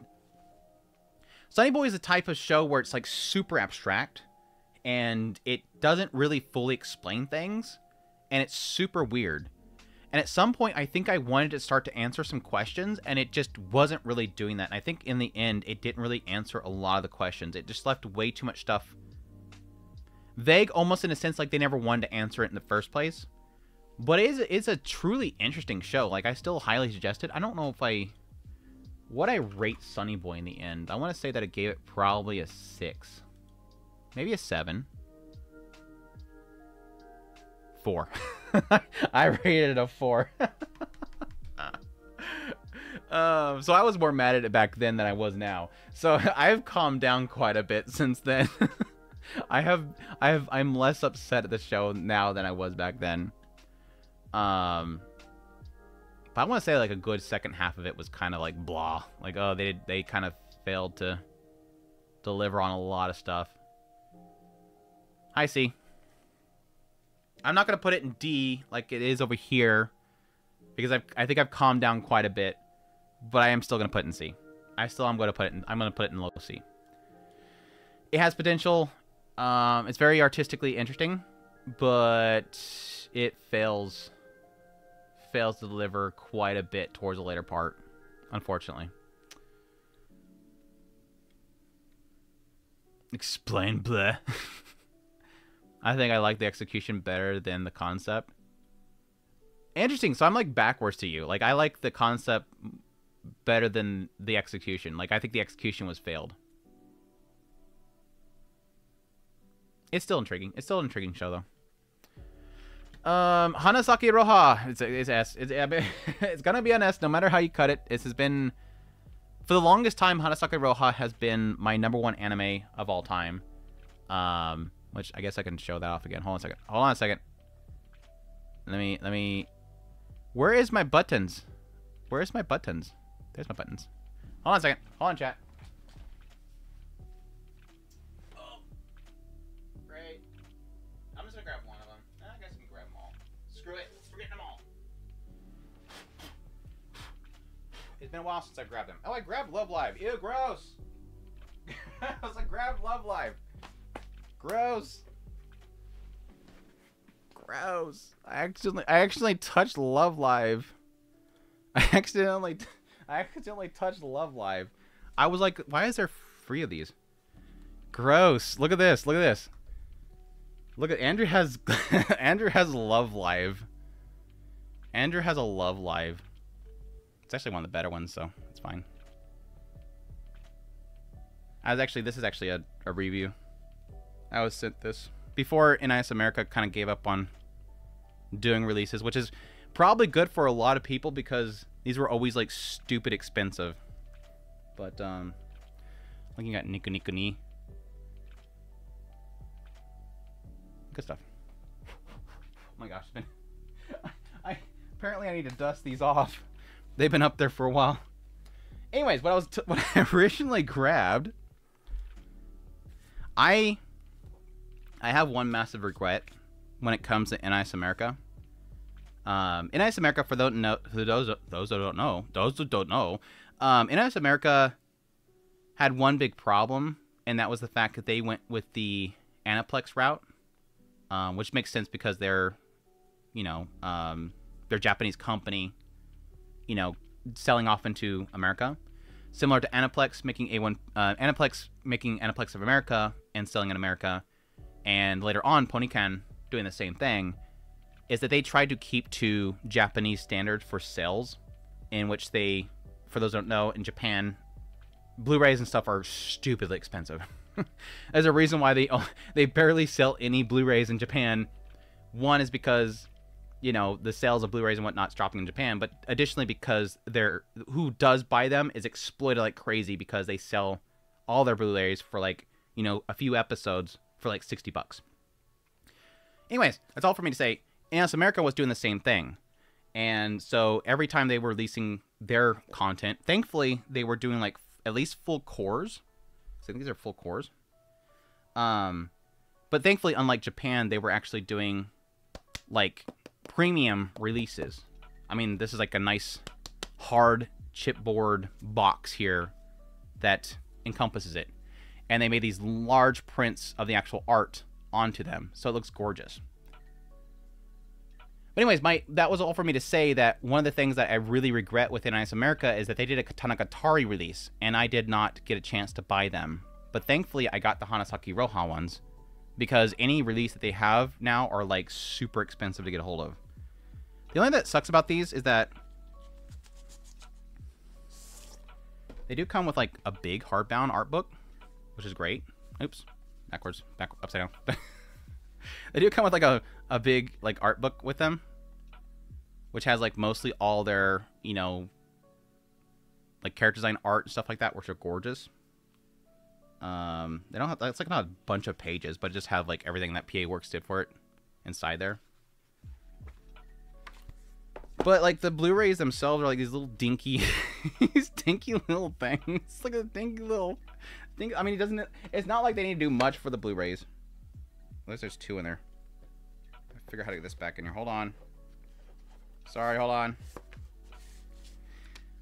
But yeah, I'm super happy that I managed to get this before they sold out, because again, this is for the longest time been my #1 anime of all time. The reasoning, like I tell most people, for those who don't know, is I was at a point in my life where I was not in a good place, and I was kind of at a crossroads in my life. And there's quite a bit in the story about the main character sort of deciding what she wants to do with her future. And it does sort of get into an element that I kind of got across to me of doing what you want to do versus what there's an expectation for you to do. Ugh. God damn it. Andrew, dust these off afterwards. I need to do some dusting, apparently. These are kind of like in the corner of the room. It's good stuff. It's good stuff. Anyways, that's my Hanasaki Roha TED Talk. At some point, I decided to finally take it down from... I'm just joking about Love Life. It was a joke.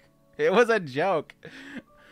I think the only real like truth in my statement about Love Live is I would not actually buy those box sets for... I don't like Love Live that much that I would buy those box sets.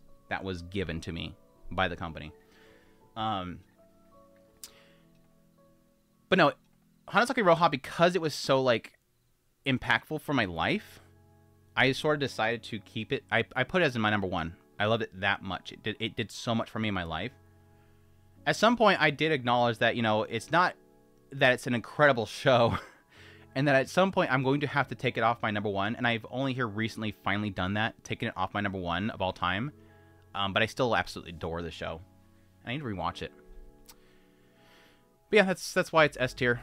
It's a great show. Really love it. Which is funny because I think when I first wanted to go watch it, I wasn't like super into it. I wasn't really super into it when I first started watching it. Anyways. I don't get it. You're not understanding. Moving on. You're not I don't get you're not understanding. Anyways, that's Hanasaki. Zonkyo no Terror. Terror and Resonance.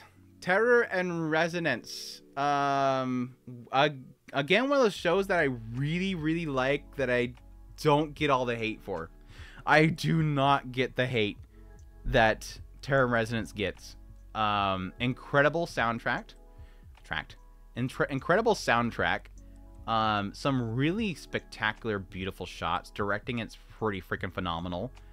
And quite a few very gut punch moments. Like the Ferris wheel scene, I think is easily one of my favorite moments in anime of all time. I think it's just absolutely an incredibly portrayed scene that just... The tension. The tension was so thick, it wasn't even funny. The music with it and the emotion in the scene was just so freaking great. I will admit, one of the characters I wasn't a fan of, I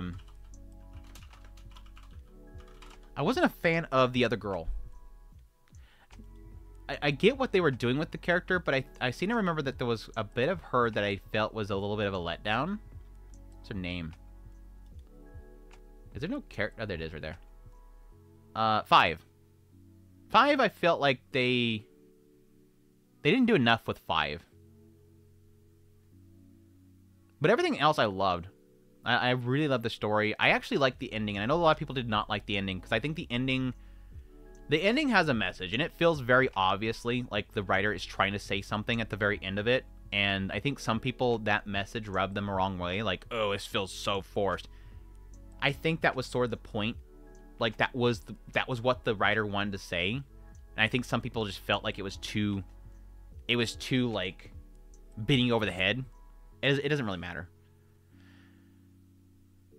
The main girl, yeah, Lisa, yeah, she was significant because she's literally our view. She's our perspective into what the hell are these two boys doing kind of thing. Yeah, the concept is this girl gets tied up with two guys that are, like, being suspected as being terrorists. And they're trying to get something to come to the public light. And everybody's coming down upon them. They're trying to get that message out there. And yeah, it gets crazy. But it's super good. I really love it. Yeah, it's an A for me. At least an A, maybe an S. I'll put it in S for now. I really love it. I'll put it in low S. It might come down to A, but that's kind of where I'm at. 8 out of 10 is on my mouth. Fina the Pirate Princess. Fina.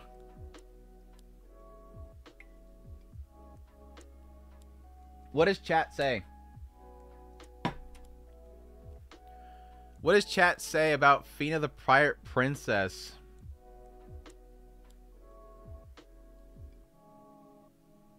Before anything, I will give one word. Potential. Potential.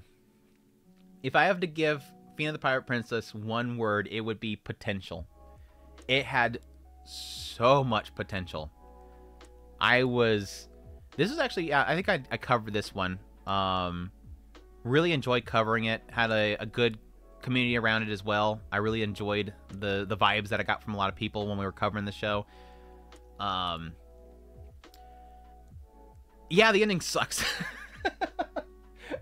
Fina was cute. I did like Fina. Fina was cute. I did want to protect her smiles and be like the other guys protecting the smiles.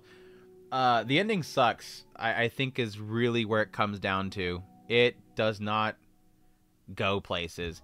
There's like a point where there's a point in the story where it feels like it's trying to push Fina to be the pirate princess. They're really trying to push her to leading the group and doing something. And I think where it kind of gets lost is it forces so much that they have to go to this one place, and it gets all super weird with that one place.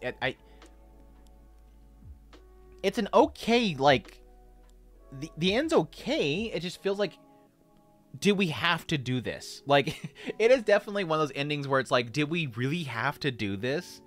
Again, I go back to my original, like I said, it's potential. It had potential. Fina, what did we score Fina? I want to say that I probably scored it a 6 or 7. I'd be surprised if I put 7. I didn't score it. Never mind. I don't have a score put up on it.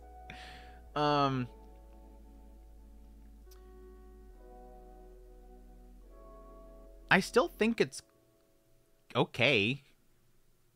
I'm going to put low B. Like, I still think it was a fun ride for the most part. It's just, it's hard to suggest to people just because it kind of goes off rails at the end. Like, it's one of those ones where I'm like, you can watch it, but if you feel if you feel it's derailing, just get off the train. If you feel it's derailing at any point, just get off the train. Same art style as B at the beginning. Yeah. Like it, but didn't finish it. It was meta. I found it interesting with Western and Eastern Islands idea, but plot was irk. Pirates vs. Ninjas by the team who did Samurai Champloo. Woke up by Netflix. This was Toonami. Wasn't it Toonami? This was a Toonami show, wasn't it? Yeah, because I remember it was on Toonami, and I was watching it on...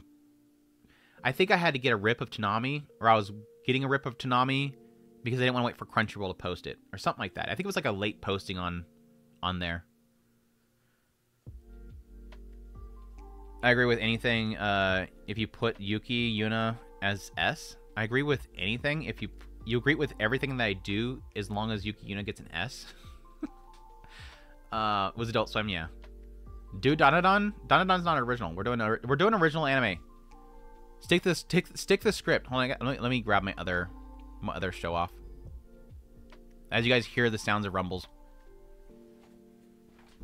I should have grabbed it while I got it earlier. Should have done it at the same time. Should have done it at the same time.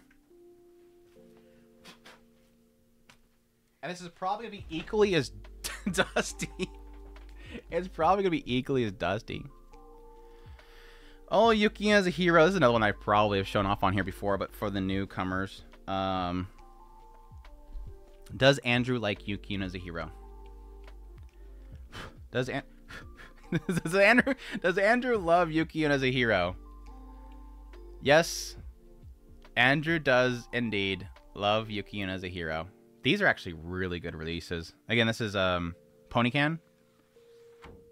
As you can see, they really want you to know that it's Ponycan because the slip screen that keeps it protected says ponycan.us, which I don't even think this website works. It probably works still. These releases were actually really good.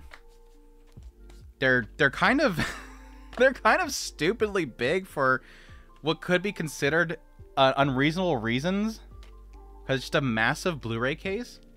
Like, it feels like a master disc release or something like that. But the reason why it's great is because it's so big, you can have these massive art cards in there.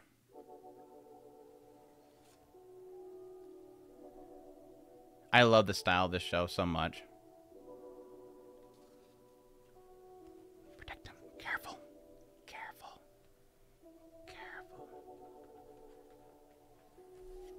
don't know if the art book had anything special in it. And yes, these were similarly as NIS America, as Aniplex are just extremely overpriced. They were extremely overpriced. Is that how you do that? I know that you have to put... The only problem is you have to put these in here a special way, otherwise it bends. Is that closer or is that closer? Which way is closer? It's like a puzzle to figure out how to put this in here. I don't know if I think it's a square. I'm gonna do it this way just in case.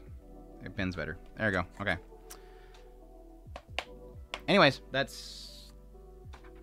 Yes, I do absolutely love Yuki as a hero. Now, I will admit, as much as I adore Yuki as a hero, Season 1, I thought it was really incredible. And yes, a lot of it has to do with the fact that when we first heard about Yuki as a hero, let me see if I can bring it up. I actually want to show people this. Because this is the cool thing about this. And this sucks because this will never happen again. Where's the first one? It's 2014? Oh my god, dude, 2014. 2014. This is what I really love about this.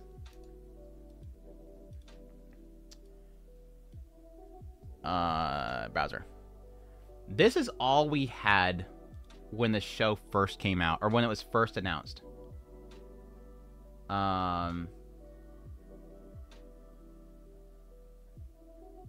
Yeah. So, I don't know the full release. Oh, I know I kind of found out. Hold on a second. That'd be too difficult to find.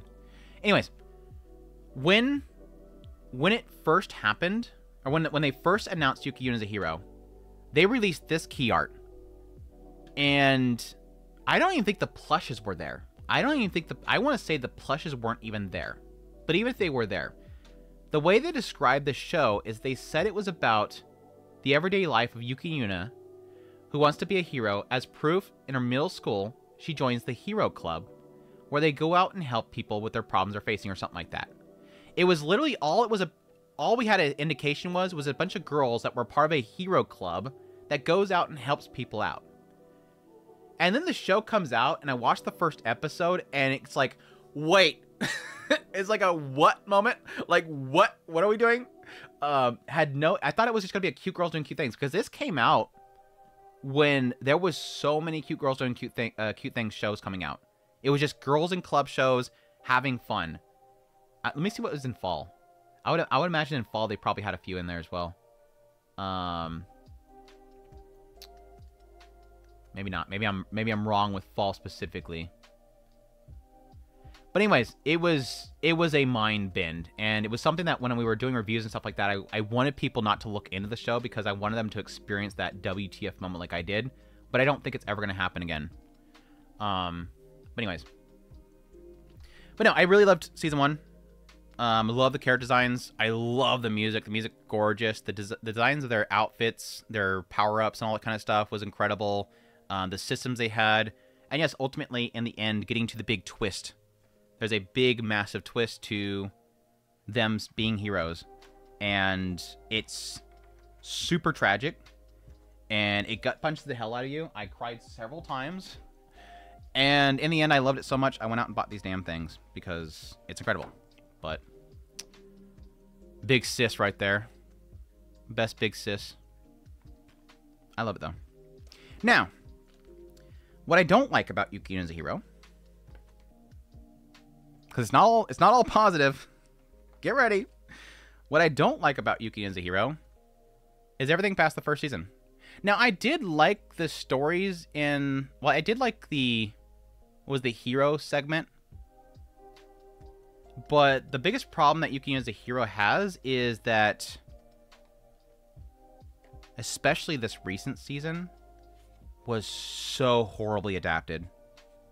This recent season was like something that I was actually excited to get into, which was the past heroes, and they completely dropped the ball on it.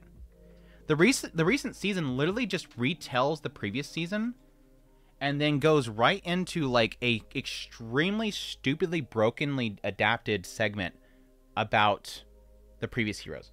Like that whole, the previous heroes' stories could have been so more impactful, but they told it in the most piss poor way, and it ruined it. I felt nothing for most of that entire story.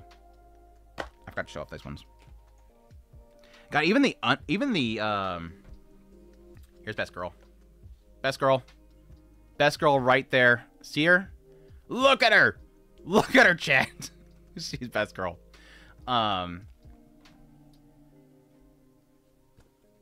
Anyways, yeah, that's my big negative is that just best girl right there too. Best girl. Best girl right there. Look at her.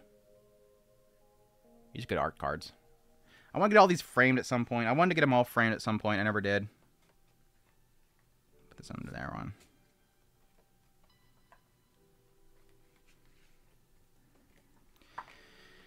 Anyways, that's all for me to say. I still think it's great. I still love it. I highly, highly suggest everybody watch Yuki as a Hero. I love it a lot. And I really need to fix that cover.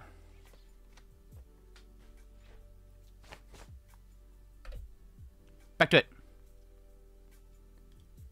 Yuki Yuna Esutiru. Esutiru. Best tsundere. Yeah. She's a great tsundere. The spoiler is Kyuubi's in the show, right?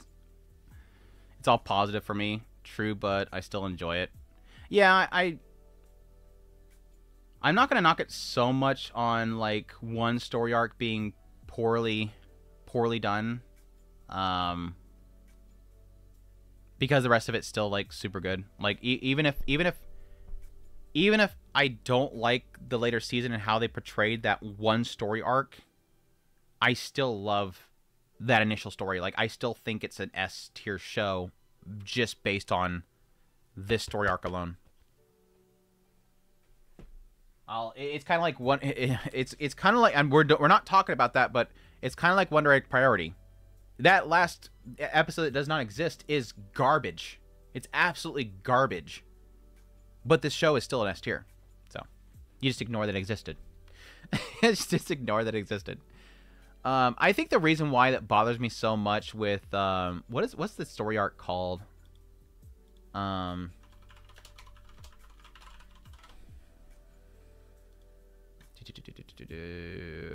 the original series, which is Yuki Yuna. Yuki Yuna is a hero. And then it goes into the prequel story, which is Spoiler is a hero. The spoiler chapter. Which I did like that story. I did like that whole segment. And then it goes into which is it's the hero arc. Oh my gosh. The way they have these listed is so dumb. Sequel. Yeah, the hero chapters after that. The hero chapter was good. I was fine with that. It was the Great Monkai chapter, question mark, I think is where it kind of starts falling apart. I forget.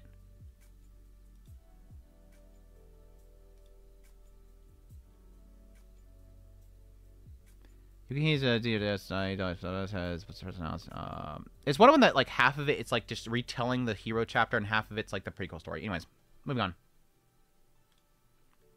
Moving on. Yuki Yuna Madoka. I like Yuki Yuna's more. Hot take, I know. I like Yuki Yuna more than Madoka. But I didn't like Madoka, the first movie, that much. I didn't like the TV series of Madoka. And then I watched the movie, and it was much... And I seemed to accept it a lot more. I don't know if it was told somehow different. I know they changed a little bit, but not much. But the movie was better for me. The ASMR show, I forget what it's called. This is, it was okay. Like, there's a couple episodes that I found funny. I especially got a kick out of the BroCon thing they got in there. It's very Yuri, which I love as well.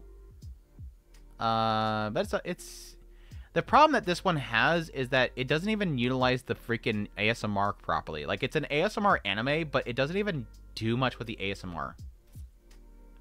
Like, there's two of them. Like, These both just like they failed miserably at ASMR. Like you're you're legit you're an anime about ASMR and you failed to use the ASMR really well. I like this one more. Like this one is like pretty blah. No, maybe I'm getting backwards. I don't know. One of them was less than the other. Just say that. One of them is less than the other. I don't remember.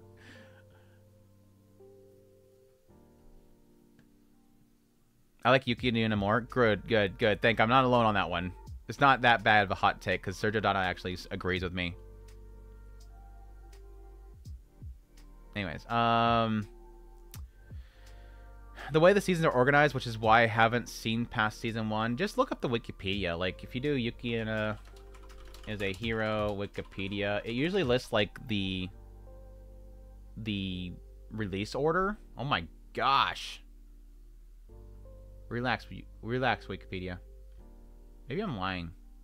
I thought Wikipedia had a listing of them. I lied. I thought Wikipedia had a listing. 180 seconds worse, in my opinion. Seeing the pilot for the Yuri head mic one. Right. I think that was it. Skate Infinity. It's okay. Skate Infinity is okay. I know that there was a lot of people that really liked it. It had a massive fandom, and I think that's a lot because it's very thirsty on the guys. The guys are very thirsty in a way.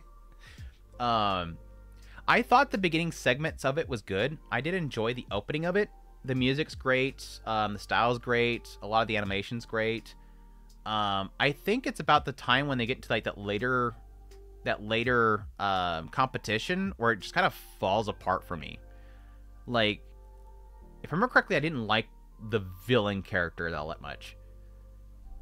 It's got a style to it. I did like a bit of it. What did I end up rating it in the end? Skate Infinity. Truth be told, coming into Skate Infinity, I thought I was going to hate it. I legitimately came into Skate Infinity thinking that I was going to hate it. And I didn't hate it. I actually liked a bit of it. I'm going to put it in low B. I'm going to put it in low B. I've seen girls IRL that like that show so much. Yeah, it's got the Fujoshi crowd by the gut, dude. It's got the Fujoshi crowd going and drooling for sure.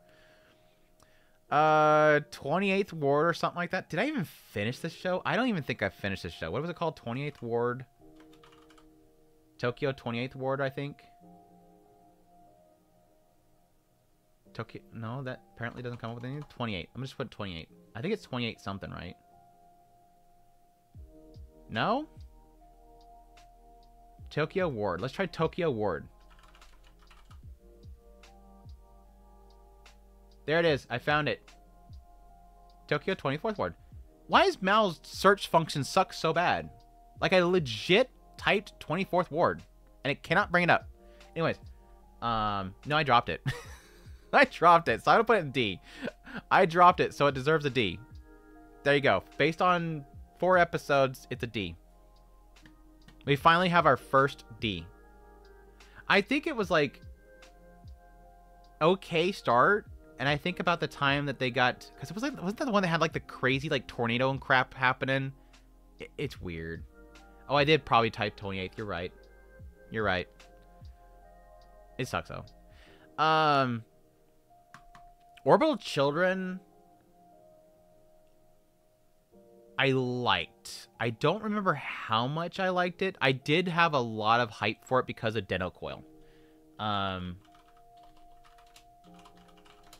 For those who don't know, it's from the creator of Deno Coil, and Deno Coil is like literally like a favorite anime of all time for me. So I had a lot of hype coming into it. I want to say that I wasn't like super like. It's not like a perfect show. It's like what 6? Yeah, 6 episodes. It wasn't like a perfect series overall, because I seem to remember the later parts of it kind of. but I seem to remember loving it a lot more than other people did. This idea of like these children going off into like this space place and this spacecraft, and at some point they kind of lose connection with the world, and one of them is like, there's like this emphasis, there's a lot of messaging in there about like, you know, people getting so sucked up in like social media, and the kids themselves kind of have to learn to band together to, you know, get through the situation without utilizing social media and disconnecting for a brief moment. There's not all that kind of stuff in there. Again, like in the end, I think I liked it a lot more than other people did, but I don't remember 100% thinking it was a perfect show. So I'm gonna put it an A. I'm gonna put it an A. I did enjoy it though. No, it's, again, I think a lot of my issues that I have with it is that it's not to the caliber of Dental Coil. Dental Coil is so freaking good, dude. Dental Coil is so freaking good. It's a perfect mid show. Nah. It's not middle. It's not middle. Damn, my lips are chapped. Why is my lips chapped? I think sometimes when I talk too much, my lips get chapped. Oddly enough.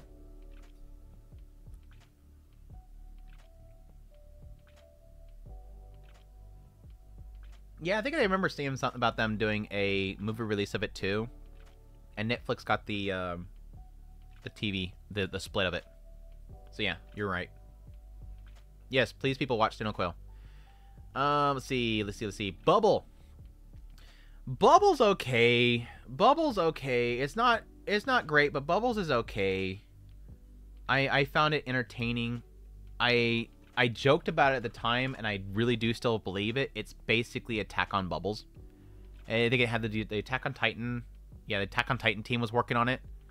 And so they had all the like Attack on Titan-esque type of moments where characters are running and the camera perspectives behind them, and they're doing this whole thing and they're jumping around and stuff like that. And I'm like, it's so freaking Attack on Titan. Stop it. It was good. The music's incredible, obviously, because Kendra Suda. Visually looked incredible because of what studio. Dogs are upset. I seem to remember the story isn't great. Because wasn't it just like a very basic play off of The Little Mermaid or something like that? I seem to remember the overall story was just kind of shrug. Like it's a fun show. It's got cool action beats in it, but like it's a movie actually. But the story is just kind of it almost feels like the story is just an excuse. Now, I remember that I was more positive on the ending of the story than everybody else was. I did think that I don't want to get into the details of it, but I did have sort of some really cool theories about what the ending is saying. So even though like the overall plot build up is like blah, it has like this twist moment at the very end where it's like, this is what's actually going on. And I found that more intriguing than a lot of other people did. It's just like all that Little Mermaid crap before then is kind of like shrug. So I like the ending more than most people did. And it kind of made it worth it in the end. But I'm going to put it in A. I'm going to put it in A. Maybe high B. High B. I'm going to high B. High B it.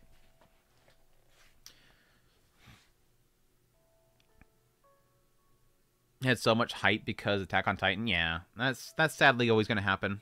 I mean, I fall for that all the time. I mean, I legit did it for Lazarus. Blah. God, what was this show called? Garden. It's literally on the front of it. Garden of something. Vampire in the Garden. Vampire of the Garden. Vampire in the Garden. Vampire in the Garden, or of the Garden. Vampire in the Garden. Okay, I got it right. Vampire in the Garden. It was okay. I think in the end, this is one of those ones where I really wasn't expecting to like it, but it did okay. I'm trying to remember the ending, if I like the ending or not. The whole idea here is, like, the idea of mankind and vampires kind of be separating. It's a little bit of a Romeo and Juliet, if I remember correctly, because you have a human girl and a vampire. And there's a little bit of an element of, like, them not supposed to be being together. And so they kind of flee together. And so now the human is, like, walking amongst vampires. And if I remember correctly, the father finds out about it, was hunting her down or something like that. And so it gets a little bit in that whole idea of, like, should they be together? Anyways, I'm trying to... The ending's kind of hazy for me. There was... Oh, that's right. There was a... It's one of those... It's similar to Fia the Pirate Princess. It's going the same damn thing. I think they remember they said there was a place where they can coexist. It's like that whole, like, there's the Eden somewhere where they can both coexist. That whole crap. I think that part I hated. I want to say that part I hated. It's hard to remember. It's only been 3 years, Andrew. God damn, dude. It's like so much shows every season. It's like it makes everything hard to remember anymore.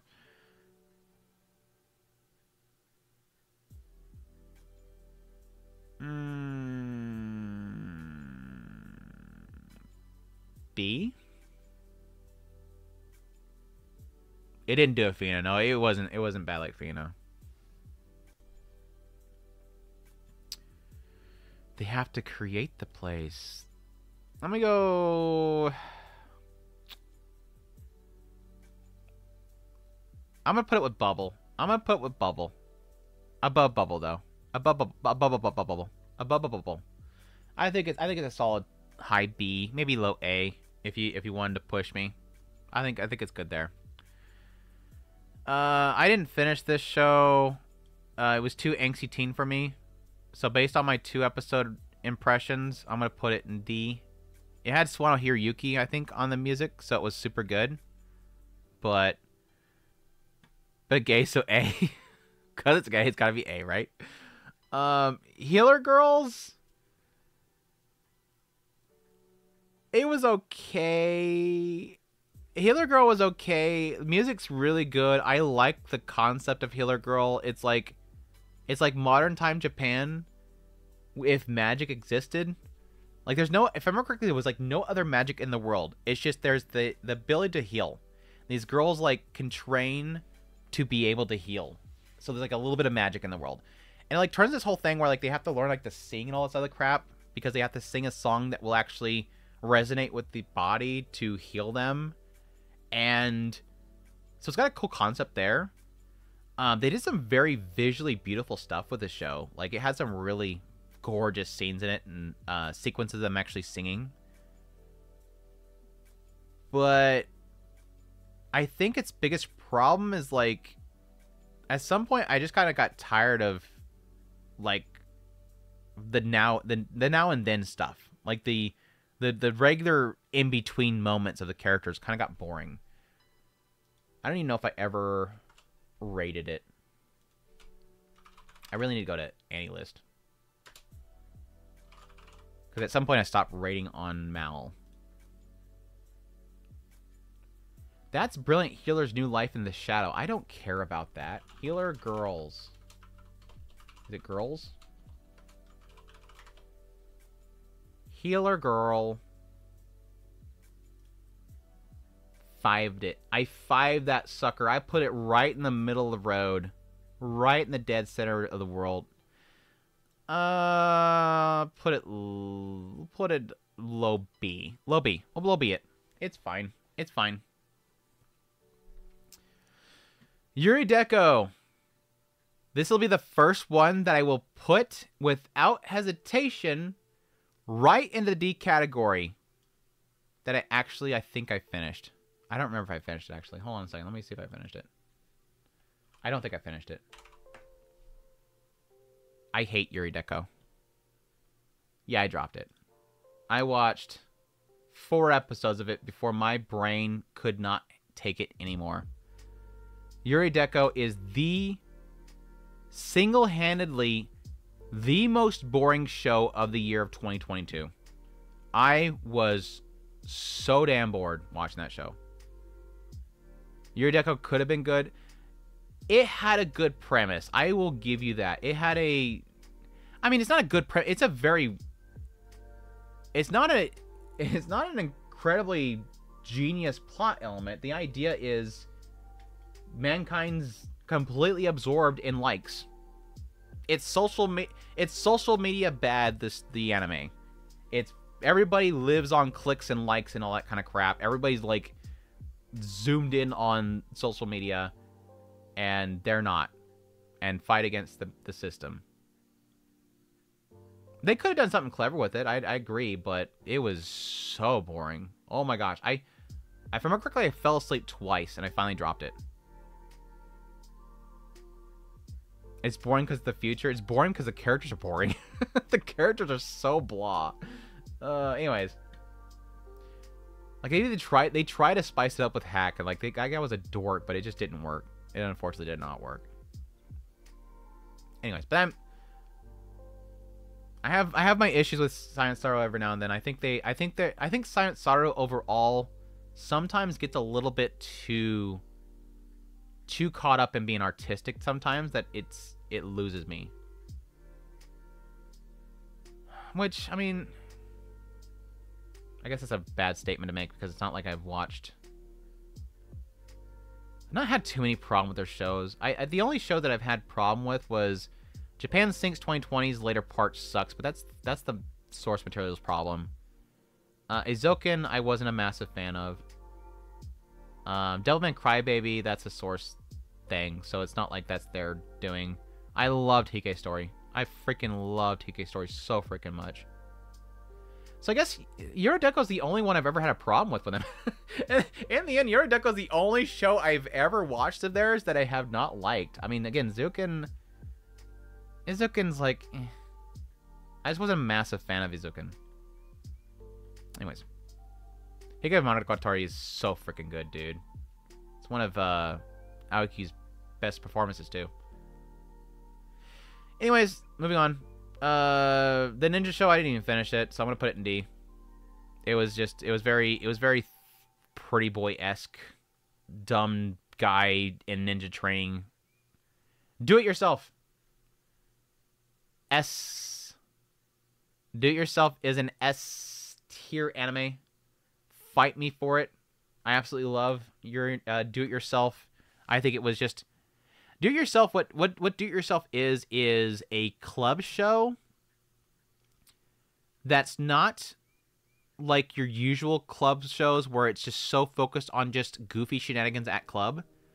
It's a slice of life about girls coming together at a club that does chemistry and characters pretty much perfectly. Like, I loved all the characters. They all had, you know, in some cases, not like super deep plot lines about their inner struggles and whatnot. They're very real, very subtle stories that are all done very perfectly. I love the main two girls. There's a little bit of a struggle there with kind of, they used to be like super good friends. Now they're not friends anymore. Coming back together kind of thing. I love the girl that was their family like from like a rich tech company or something like that. I loved her to death. Like her whole thing was great. If I remember correctly, like the mother died early or something like that, and she never connected with the father. Am I misremembering?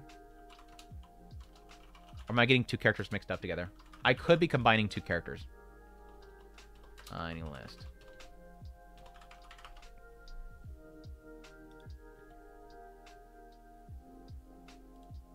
Yuaserafu, yeah. Juliet. Yeah, Juliet was great. Juliet, Queen Elizabeth the 8th. 12-year-old child genius from America ended up enrolling. I loved her so much. I loved her so much.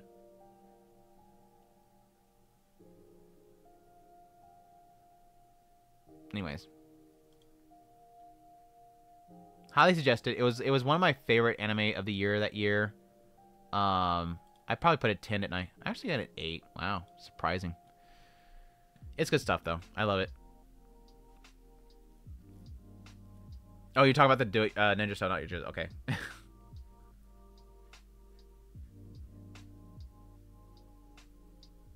Oh, I'm glad I read that. I read that before I dropped that show as absolute trash. Before I read that. You and me were about to have a little throwdown there, King. You and me about to have a throwdown there. Naoko Yamada is an amazing director. Was it Naoko Yamada? That sounds right. Staff.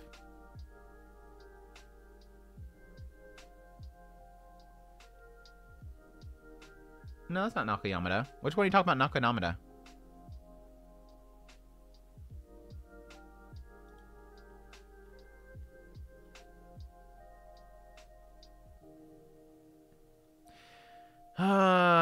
Licorice Licoil. We're not even joking about it. It's just gonna go straight up here. Where would it go? Where would it go? It would probably go like right. Ew, this is... I don't know if I want to actually... I don't think I'm going to sit here and actually line these up. Oh, yeah, Hike Story. Yes, you are correct. That is definitely Naoko Yamada.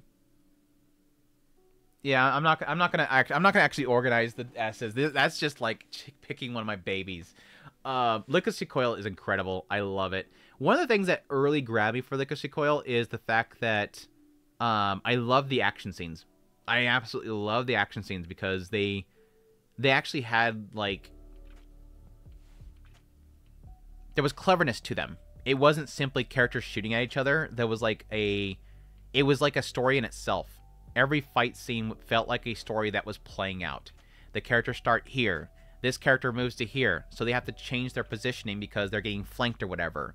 Or I love the whole scene where they're in that store and they're using the briefcase as a shield the entire time while the other character has to go around this other direction to kind of get the jump on the other guys. And she gets caught in the hallway, and the entire time she's over here, and she's taking, you know, blocking behind the shielding of the suitcase. Later on, you find somebody's in the suitcase. It's like, again, there's like elements to it. Like every single action scene plays out a story. It's so good and clever. But yes, obviously, the characters. I think the writing around the two girls, Chisato and Takina, the character, like all the characters, like my gosh, the dad, the dad. I absolutely love the dad. I forget what his name is. What is his name? I freaking love him so much. Licorice Recoil. Pops guy at the cafe. He is such a big bear. I love him so much. Mika. His name actually Mika. I don't remember his name being Mika. I think they always just call him Sensei and Teach, so that makes sense. I love Mika so freaking much. Like, the later parts of him getting pissed off, like, I'm like, get him, Dad. Get him, Papa Bear. He gets so freaking mad at the end there. It's so freaking good. But I loved it all. Yes, I know a lot of people had problem with Majima. I want to say that I wasn't, like, in fact about him. I think he was fine. He was a good foil to Chisato, which I think which helped the story out in the end. But I think overall, like, my enjoyment was really around the girls, the chemistry between them. Like, the scene that always stands out to me, like, every single time I think about Licorice Coil, is the fountain scene. The scene where Chisato goes back to the headquarters and Takina is there and she's looking around at all the different, like, classroom, the dorm rooms. And there was, like, this element of Takina being, like, kicked out of her home. Like, there's that sense there that she's been... lost her home in the end. And so Chisato kind of sensing that there is, like, this sense of... I don't know, foreboding would be a bit good word there. Takina has disconnected. And she's feeling that. And so there's this moment where Chisato just kind of embraces her and just, like, you know, spins her around in front of the fountain. And she doesn't care about everybody, like, gossiping about what they're doing. She doesn't care. She's like, we're here. This is your home now. You're always welcome here. You might not want to be there, but the door is always open. It was definitely like a feeling of Chisato, like, saying, girl, I'll take care of you. And then she proceeds to go and take care of business. Like, she's like, you stay here. I'm going to take care of those stupid bad-mouthing girls over there. And she goes over there and just wrecks them on the battlefield. It's good stuff. It's so good. I loved their chemistry so freaking much.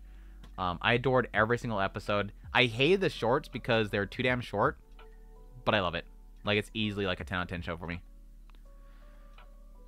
Hello there, just arrived here. We're talking about original anime, right? Wait, season 4 Grid... SSS's Gridman is not wholly original. It's the semi... Yeah. The concept of original is typically where it does not have a original script or manga or light novel to go based off of. Just like Isekai Quartet is full of characters that are based on other properties, it doesn't have a Isekai Quartet manga that has a written out script that they're copying based off of. It's a loose term, but that's basically the idea. Anyways, welcome to the stream, though. Chisato is up there with... yeah, I love Chisato. Like, Chisato is, like, easily one. And yeah, I didn't forgot to mention the character designs. Chef Kiss. Oh, I don't have a... I just realized I don't have a... I don't have a Lica Sequel display. I gotta get a display for the Lica Sequel. Hold on, give me a second. I need to message somebody that has to be one. Webby. I gotta message Webby and tell him I need to get a Licorice Recoil display. I forgot. Anyways, that's all for me to say that it's S tier. I love it. So give us a good list. These are all mid. Funny troll. Witch of Mercury. Witch of Mercury was good for a while. I enjoyed a bit of Witch of Mercury. It just kind of... I think I agree with a lot of people that I feel like it didn't... It shouldn't have been that long. It shouldn't have been that long, really. I like the mom and, like, the whole crazy kind of char thing they were doing with that whole crap. I like the whole... The Witch of Mercury itself, that whole concept and everything, but, like... It just gets... It gets blah at the end. Like, especially that later arc, it just kind of falls apart at some point. It really sucks. Yeah, Iron Blood Orphans is in the list. It's, like, right there. Yeah, it's... Why did I end up scoring Witch of Mercury in the end? Mercury. Hey, Andrew, why don't you spell Mercury correct? I knew it before I hit enter. Like, I knew I spelled that wrong. I put a 7 on it. Well, that was the first season. What did I put the second season? That's the question mark. 6. Brought it down a little bit.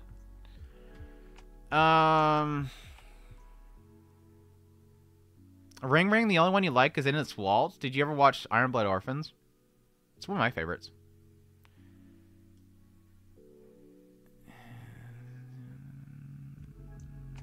Put a low B. Not a low B. I'm put a low B.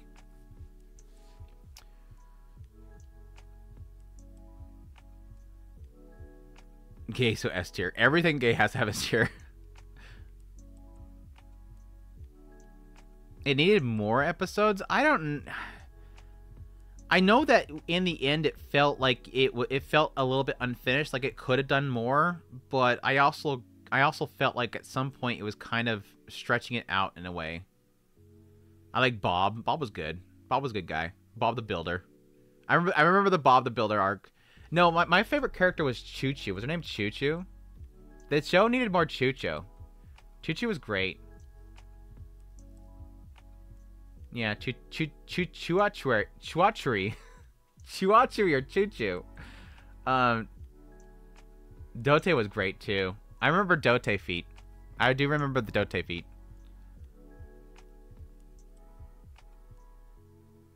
You haven't seen Witch of Mercury yet? No, that's fine. I'm not pushing anybody to watch Witch of Mercury. If anything, I'll push Iron Blood Orphans.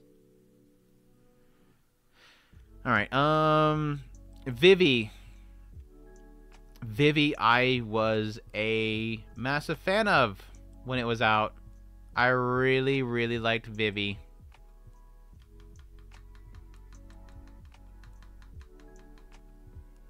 Wasn't a huge fan of the ending.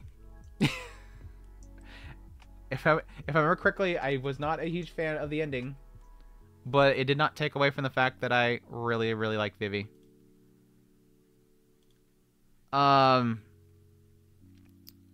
Basically, Hatsune Miku gets sent back in time, or a order gets sent back to in time to Hatsune Miku to fix the world.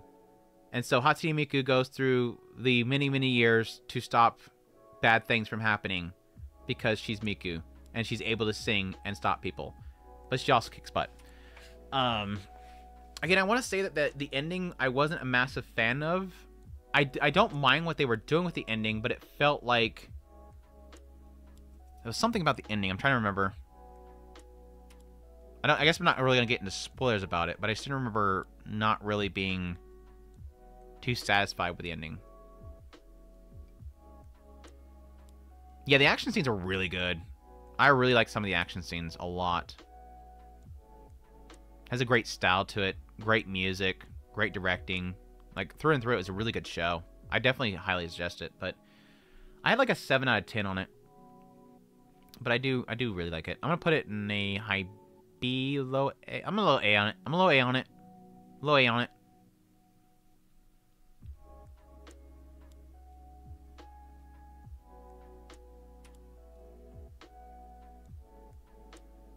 I like the ending. It was a bit much, but that was kind of like the entire point of the show. There was something in the conversation. The thing that keeps sticking out to me, there was a conversation that she has with this big OS, and I'm like, that whole segment right there was kind of what rubbed me the wrong way. Like, it just, bleh. Anyways. Akiba may work. Akiba may work. Akiba made Owaru. Watch the first episode. That's all I'm going to say. Just watch the first episode. Watch the first episode of Akiba Made War. There you go. That's all I'm going to say. That's all I'm going to say. Watch the first episode. It is a must watch. Watch it, please. If you really enjoy it, keep watching it. All the power to you. But that's where it peaked. Episode 1 is where Akiba Made War peaked, and it's all you need. It's all you need. It is absurd as hell, and I love it for that. But for me, personally, it never reached that ever again. That first episode was just absolutely absurd, and I loved it to death. Still think Vivi is S tier? Yeah. I'm not going against it. May War is based on a true story. Dude, it gets brutal in Akihabara, dude. It gets so brutal around there. There's some gang wars happening between those maid cafes, and it's bloody as hell. Unfortunately, and ultimately I liked it, but I had conflicting thoughts about Akiba Made War. Yeah. I know what it was doing, but again, I feel like the absurdity kind of at some point just got lost. Renai flops.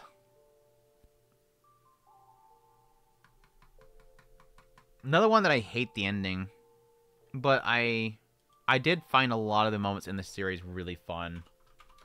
I don't think I rated it very high in the end, just because I felt like the overall plot line was just so blah. Yeah, I put a 5 on it. It's kind of one of those ones where it's like it's a ecchi show that just wants to one-up itself all the time, and it does sometimes, but not all the time. Like seeing the dog constantly trying to hump this poor girl. This girl just desperately wants to bang all the time. They get the tsundere character, and then they get into this whole like stupid like AI at the end, which I was like, blah. It's okay. Like, I'll put it in like a high C.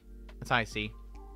It's really a good show if you want to watch a dumb ecchi harem show with some extremely absurd moments. It was a flop. It was a Renai love flop. Anyways. Celestial Method, I'd never finished it. I don't really have... It's a beautiful looking show. I seem to remember I got bored watching it, but I don't really have an opinion on it. So I don't really want to put it in D either. I really just don't have an opinion on it. So I'm going to put it down here. Revenger? We were talking earlier about, like, expectations based on, like, certain creators. That's Revengers for me. That's Revengers for me. Jinrabuchi has his name slapped on there. You're like, get ready for some brutal crap to happen on my screen. And okay, it's just a samurai. I did like the concept. The idea here is, if I remember correctly, the people chew on the... I might be linking two different shows here. I literally sometimes feel like that with some of these shows. Let me double check. If I remember correctly, people have to chew down on a coin and give it to them, and based on the marks of their teeth marks in the coin, it shows their desire for revenge, and then they exact that revenge on people. Yeah, because they haven't have the coins on there. But yeah, guy joins the group because he gets betrayed, and he joins with a band of revengers that go out and beat up people. I really, really liked Neo's story. Neo's story was really good in that, like, super, like, brutal.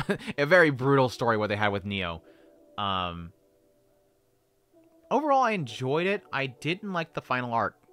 I felt like the final arc was just kind of like, yeah, okay, here's the big bad. Gotta have a big bag, right?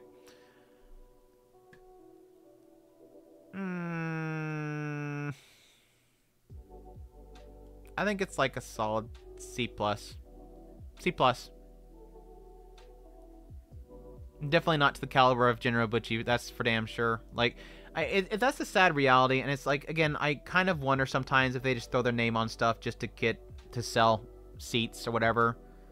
But there is that aspect of, like, you watch, you know, Fate Zero, you watch Madoka Magica, you watch everything else that Jinrabuchi has made, and you're like, holy crap, this guy's a genius. And then you watch Revenger, and it's like, okay. I guess everybody's got to have an off moment, right? Not everything that somebody can turn out is going to be gold. I mean, technically, the second half of All Noah Zero, which I argue was probably not any involvement with him. Yeah. Moving on. Decadence. I like that more than I thought I would. Another one that's got an interesting concept of kind of people held up inside of in walls, and kind of it's very Attack on Titan. Very Attack on Titan. When Attack on Titan was getting really big, it was obviously felt like it was inspired there. I enjoyed it. I won't oversell it though. Like a low B. Low B. Bloody Daddies. I wasn't a big fan of Bloody Daddies. I wanted to like it. I think I liked it a lot more than I thought I would. It was fun for the most part. It's sort of what I was expecting to get out of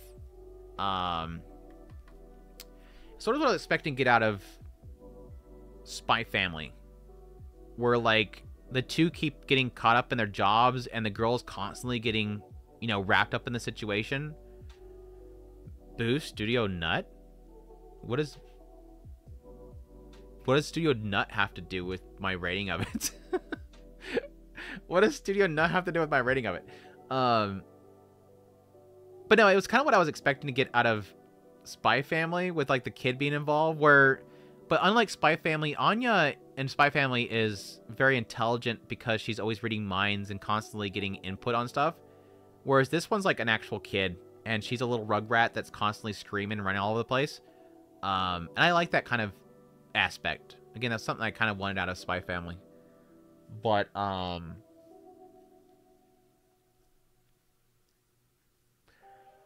don't think I really had any problems with it in the end. I know that it had some episodes were kind of very shrug, but it was a decent show. It was a decent show.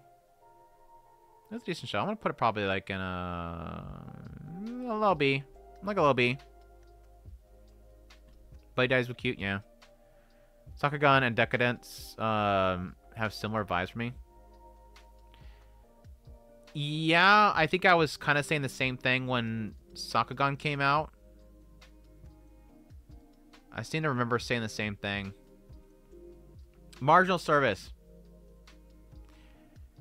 Besides like a few like super absurd moments of marginal service, I hate it. I don't think I liked it really at all. Another one where unless you have these really absurd moments that pop up every now and then, the rest of the show is a snore. The rest of the show is a snore. It is basically Men in Black. It's basically Men in Black. Like a Japanese version of Men in Black is really what marginal service is. Synduality, I gave up on it. I thought that the world and a lot of stuff was it, and it was kind of creative, but I just dropped it at some point. Just didn't really care for it. Ayaka, garbage. I watched that whole thing and I regret it. Train to the End of the World. Where would I rate Train to the End of the World? Oh, man. Zombie Pantsu killing. Killing zombies with Pantsu. What did I even rate it? Did I even rate Train to the End of the World yet? Train to the End of the World. What did I rate it at? I didn't even rate it. Damn it. I can't cheat. I can't cheat. I will say I love the zombie episodes. I think that should be an anime in itself. I still to this day feel like the girl that, for those who don't know, Train to the End of the World is like this new Wi-Fi frequency gets released and it completely borks the world. And these girls are traveling on this train rail system, going to different towns that each one of them is borked in some different way. And there was one particular story arc where this girl who was traveling away from her home, she ran away from home. She ends up away from home in a nearby prefecture, and the whole mess up happens, and the place that she's at, everyone turns into zombies. And she was in the bathroom at the time that it happened, so she comes out of the bathroom at this supermarket, and suddenly everybody around her is zombies. And she comes to find out that simply the appearance of her pantsu explodes the zombies. Like, they immediately just pop. And so she's, like, threatening to show her pantsu to them, and she's running away. She tries to go back home, but she can't get back home. And she comes back, seeing that there's nowhere to go, so she comes back to the zombie place. And all of the zombies see her as, like, an idol. So they all, like, worship her. And so she decides to become the zombie queen. And it's like this really cool little segment of her literally just being this queen of the zombies. I loved it to death. I'm like, I just want a whole story about her alone, because I thought it was so cool. That aside, the entirety of Train to the End of the World, I loved everything up until probably that arc. And then after that, it kind of loses me. Like, I didn't really... The last arc.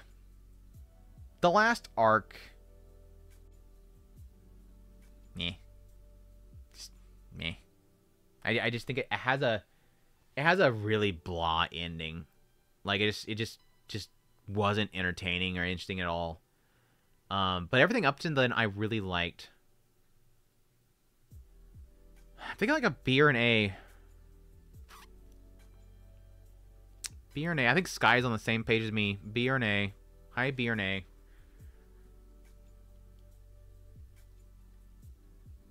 My A is not too full, so I'm gonna put it in A for now. It might fall off, but I'm gonna put it in A. I just think like a good put here. I'm gonna put it B. I just think a good portion of it's really good, and then it just has a portion that I didn't care much for. Andrew, you don't need to include Jikwaksu. It's not standalone. You literally need to know UC Gundam to fully comprehend the story. I don't think that counts as original. Well, what is UC Gundam based off of? What is UC Gundam based off of? UC Gundam's original. Gundam is original. Like, the only Gundams that are not originals are like Gundam Origin, Thunderbolt, and a few others. Like, most of them do not have a source material to go based off of. GQ Aksu didn't either. Again, or original is there is no source material to go based off of. There's no pre-established story. Anyways. So that would if that logic were true, then literally anything that has a second season would be not original anymore, just because it has it's a sequel. Like if that means then El No Zero second season would not be original because it's based off a sequel from the first season. Anyways, Kamirabi, it's all right. It's got its moments. Kamirabi has its moments. And it's definitely got a Yoko Taro vibe to it.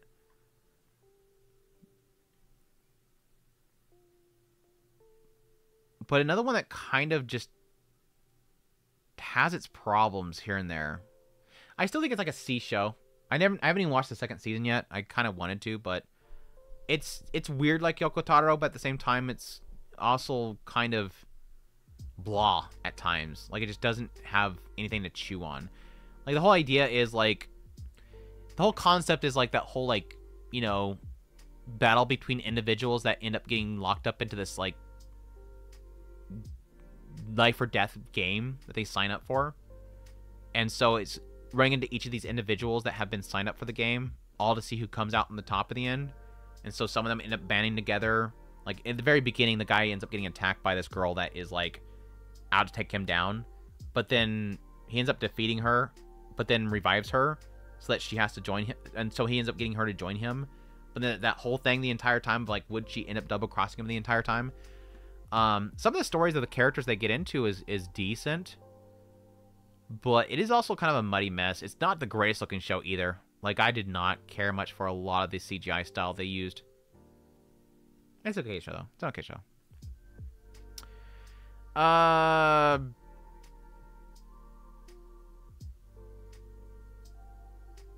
The hell's the name of this show? It's something Rain. It's the video game boy and his Brocon's sister.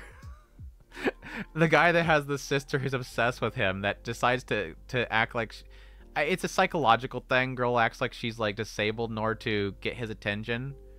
It has incredible music, but it was a crappy show. It was better than Yurideco. It's better than Yurideco. It's better than Yurideco. What is it called? Protocol Rain or something like that?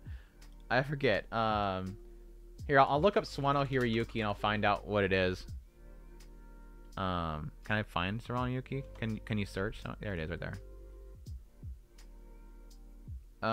It is called Protocol Rain. Okay, I was right. It's called Protocol Rain. What is this one? It's a shogi show. Is it shogi? I think it was shogi. I don't care. I don't care. It was a stupid show. Hate this show too. Bochigiri, I hate it.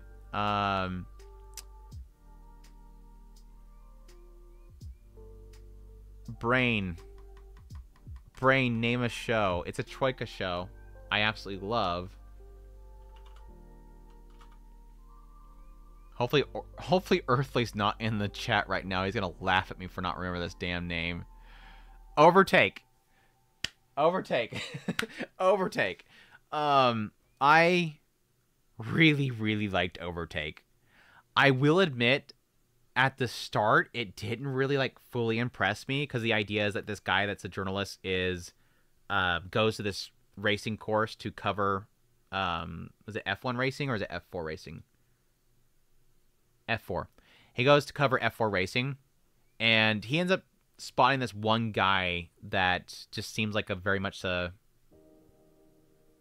he has an oddity about him that he doesn't really want people's attention, and he decides that he's going to like actively root this guy on and cover his racing and all that kind of stuff, and the two of them end up getting tied in together. It started out really decent. It's like the idea of the underdogs trying to go up against like the big corporations that pump money into these F4 racings, and eventually it turns into this like more deeper story about, again, the main character, his insecurities, The journalist himself, his story was super good. Because there's like this whole thing where like at some point he took like a lot of criticism and nearly stopped working as a journalist because of it. And that whole story was like an absolute gut punch. Not only was the story itself like a gut punch, but I felt like the story that it told within it and sort of his own viewpoints on covering things was actually like, there was some meat put to that whole story. I thought there was actually a significance to what he sort of gives and portrays there. Anyways, that's me being stupidly vague to the point where it sounds like I'm a jarveling mess. I think a high A. I think a high A. I really like Overtake. I really like it. What did I give it a score? 8. Yeah, I give it an 8. Yeah, the races were good, too. They did a good job of portraying the races. I think that, like, the perspective shots of, like, the F4s coming in and everything looked really legitimate. Like, it looked like I was actually watching actual races. And there was some of them that I really did get, some of the races, the way they were portraying the race, like, it got you into it. Like, it's very similar to something like Uma Musume. For anybody that's watched Uma Musume, it's the same thing like that. Like, it felt like, oh, you're like, yes, go, kind of that feeling. You get into the race. It was really well done. The music and everything was so beautiful with it. Andrew, you don't need. Oh, I know that already. Next 4 I haven't seen of. Oh, so by original you mean anime original? Got it. Then all Gundam TV shows count. Well, not all of them. Like I said, not all of them. There's some that aren't.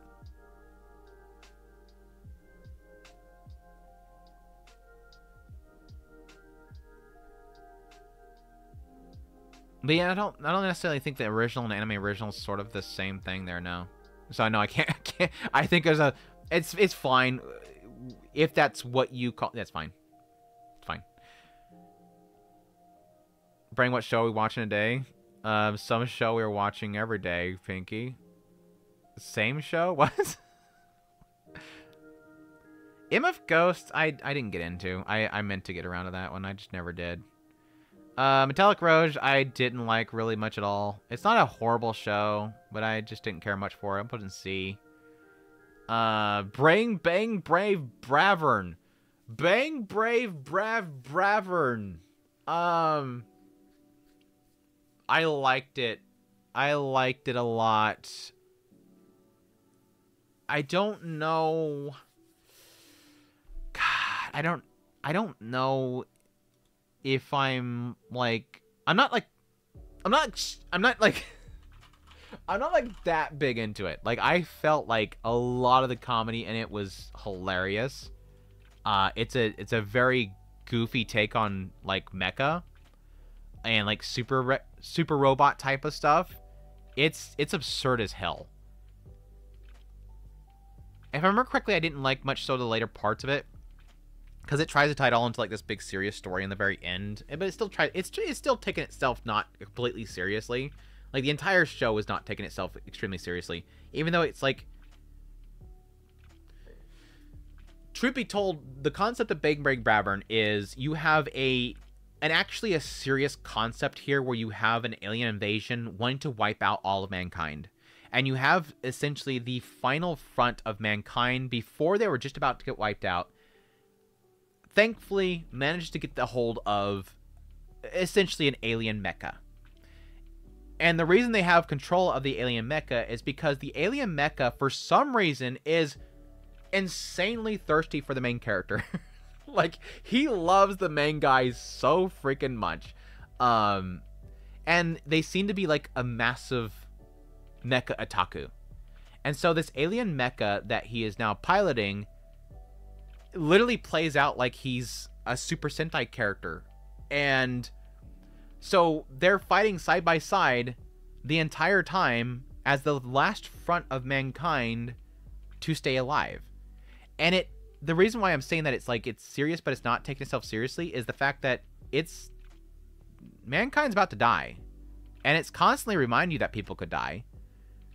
But there's this dorky mecha that is constantly acting like a super robot and yelling out attacks and all that kind of crap. And it's just dorky. It's super dorky. Yeah, I think they imply the idea of the mecha like watched a bunch of like of Mankind's broadcast or something like that. It was weird. But yeah, there's a twist at the end. I think it's dorky. Kakapi, Lulu's great. I got a massive kick out of Lulu. I don't know what I rate it though. That's a toughie.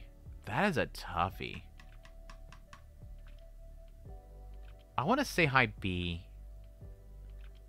It's not on all four. It's not on all cylinders the whole time. It is not on all cylinders the whole time. But I did like a lot of it. I mean, it's perfectly right there with. I think it's like perfectly right there with Train the End of the World. Like they're both not perfects, but they're super good at times. Super good. The third act of Bravern really surprised me too. Yeah, it didn't really mean. I mean, it's fine if. And I think that's sort of a problem for a lot of people. I think like depending on your lived experience and your consumption of entertainment, like everybody gets surprised by different things, and that didn't really surprise me.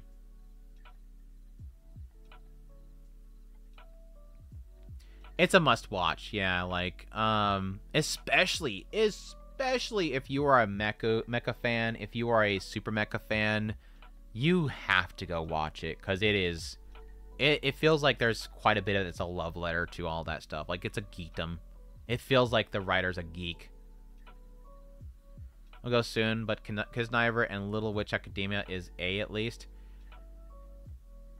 I don't know that I have Little Witch Academia, the original OVA. This is the TV in here. I'll talk about both of them. When was Little Witch Academia OVA released? The original, the OG. I should have had it because that's 2013.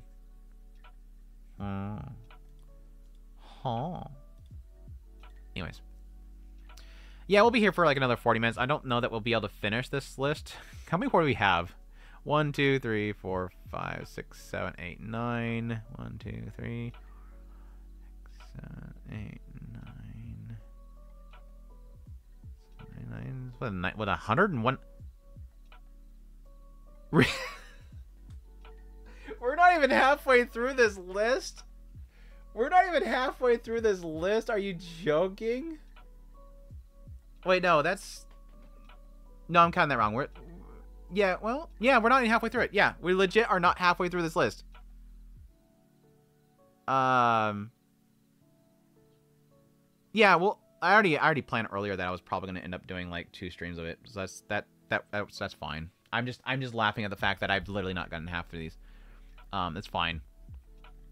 Like I said, I don't like rushing some of this stuff. The whole point of this stuff is kind of talk to people about some of these originals that I think are worth watching. Ninja Kamui, I didn't even finish it. I wasn't enjoying it at all. Jellyfish Can't Swim in the Night. I really, really liked. It's not a month-long project. Stop. I really like Jellyfish Can't Swim in the Night. Can't Swim in the Night. It's a really, really good show. Is it S? Is it S tier? It's not gay enough. There's 2 characters that kiss. What what more do you want? Most anime don't give you that. Most anime they just handhold. Like Gundam Witch of Mercury.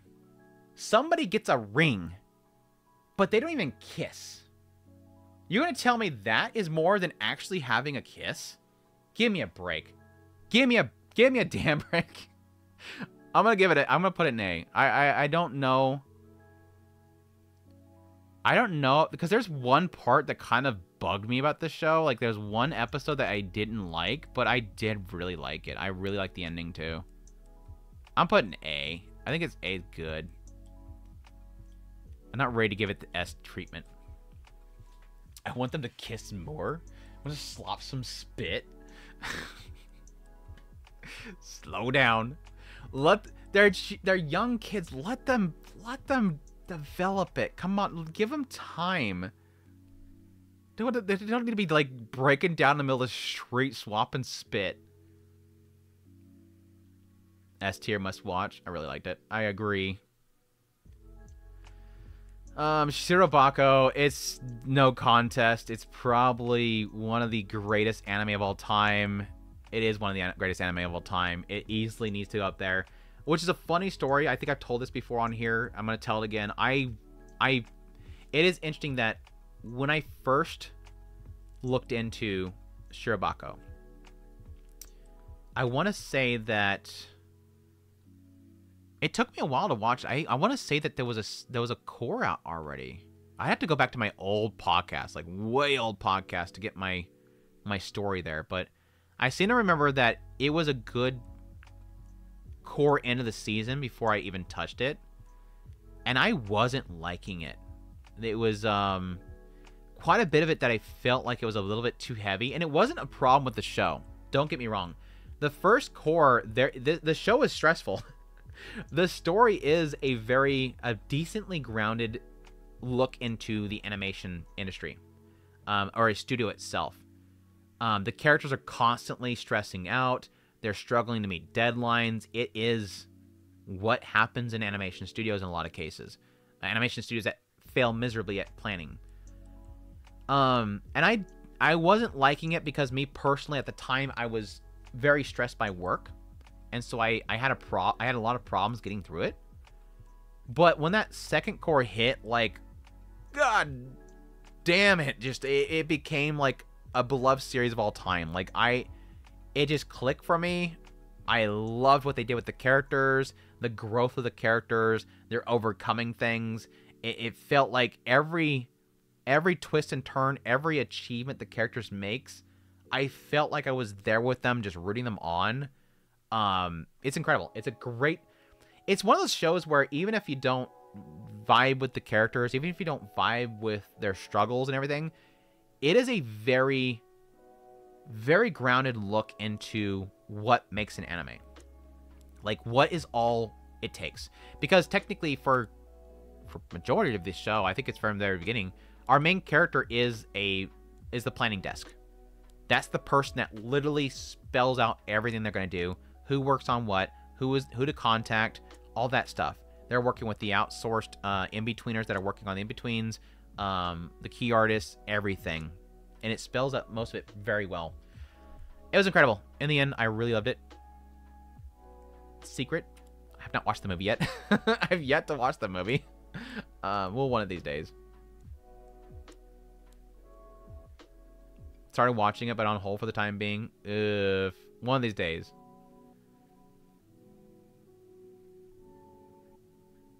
Do they lock the director? It is technically a known thing, yes. It is technically a known thing to lock them up, force them to finish their work. It's kind of like Zinshu. Zinshu kind of gets into a little bit the idea of I think they even joked about it in Zinshu, didn't they? I want to say that Zinshu, they joked about it. There is this concept of, yeah, if they don't get the work done, they'll lock them up till they get it done. Because technically with like the storyboards and stuff like that, you literally nobody functions. Nobody can function until the storyboards get done. It's like a bottleneck point. But no, the episode that got me was the scene where somebody was in how can I say this without being spoilery? Our main girl sees something. Our main girl sees somebody achieve their dream, and she literally just busts out in tears behind the window. Like, there's that one shot through the window, and she's literally over there, and she is just breaking down. I'm like, oh gosh. I feel it with her. Like, I feel that joy and that sorrow at this, or that joyful tears at the same time. It's so good. Like, everything is good. Anyways, what the hell is this show called? It was like a short, like, was it 4 or 5 episodes? Anyways, it was a Netflix series where, like, these two guys tell stories to the girls, and it's basically different, like, fairy tales. They all have, like, the dark spin to them. Grim variations. Thank you, Sky. This is one of those ones where it's sort of a product of its own fault, is the idea that some of the stories are great, and some of the stories are just kind of blah. Like, there's, like, a Red Riding Hood story that I thought it had a very interesting twist to the story. But some of the stories were just kind of not that interesting. I think like a solid C+. Like, I wouldn't tell anybody to go out of their way to go check it out. It's a solid, like, C+. Maybe B minus. Yeah, I'm putting C+. C+. It's a cool, like, again, like, it's the Grim Variations. It's an interesting kind of twist to the whole, like, fairy tale stories, if you want to check that out. Panty and Stocking. I think I actually had both Panty and Stockings in here, didn't I? Panty and Stocking. Panty and Stock. I legit hate the OP for the new Panty and Stocking. It's just so freaking repetitive. I don't care. It's like an easy skip for me every time it comes on. I just really don't care for the Panty and Stocking OP. I don't like those kind of jingles. The original Panty and Stocking. I'm gonna get so much flack for this, but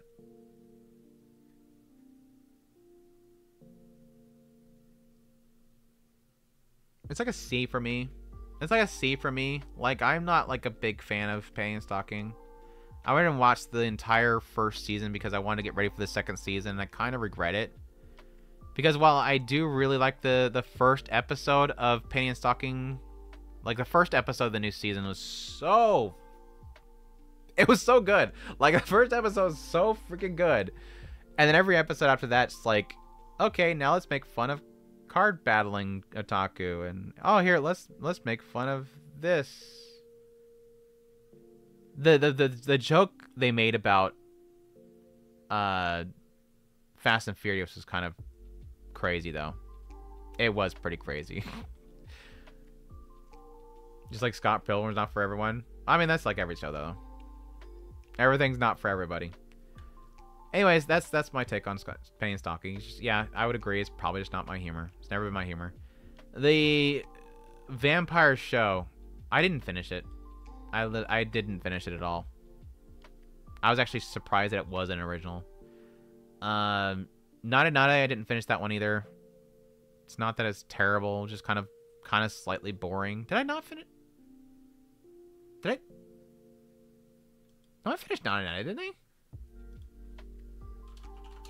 If I didn't finish Nada Nada, I got way into it because I seem to remember a lot about later parts of that show.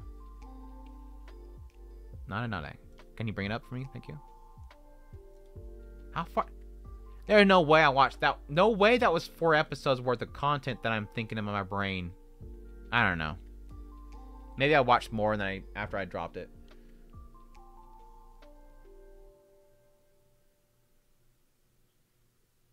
Have you watched season 2, episode 6? It was amazing. Panty and Stocking? I don't think so yet. Is it one where the 2 guys have been introduced? If it's the one with the 2 guys that introduced, yeah, I watched that one. It was okay. It was okay. What the hell is this show called? Momentary Lily. Trash. Momentary Lily. Trash.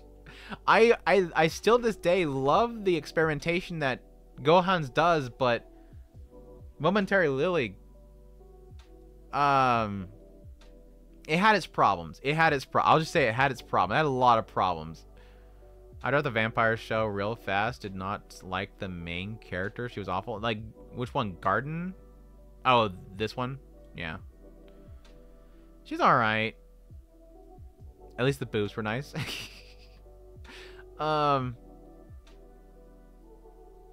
Yes, the big sister. The big sister had very nice ones, yes. Yes, she was very nicely equipped. Give me a second. I gotta run my cable quick.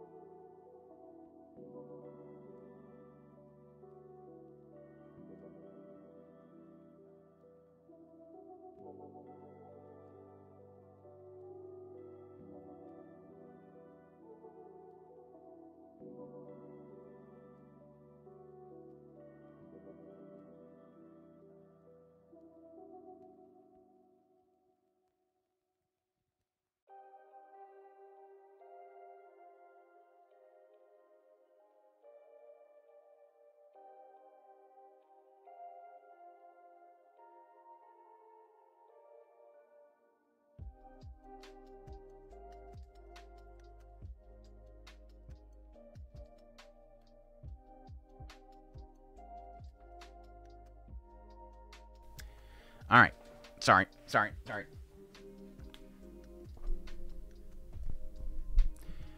MP Angler's our next one. MP Angler, negative, positive, negapose. I really hate that title because it sounds really inappropriate. Negative, positive Angler. Sadly, another one that's like an original that I think a lot of people, it just completely flew under the radar for most people. And I think in the end, it turned out to be a really, really strong slice of life show, which honestly is probably why nobody noticed it. There's two things that can definitely work against a show. One is not having a source material and having hype around the source material to kind of give that easy like boost from the very beginning. Second being a slice of life. Because unfortunately, slice of life in general are not really popular in the mainstream. I can't really think of the last, like... I can't think of a slice of life that has really ever been popular to the mass majority of like, viewers. I wonder what's, like, the most popular slice of life on Mal.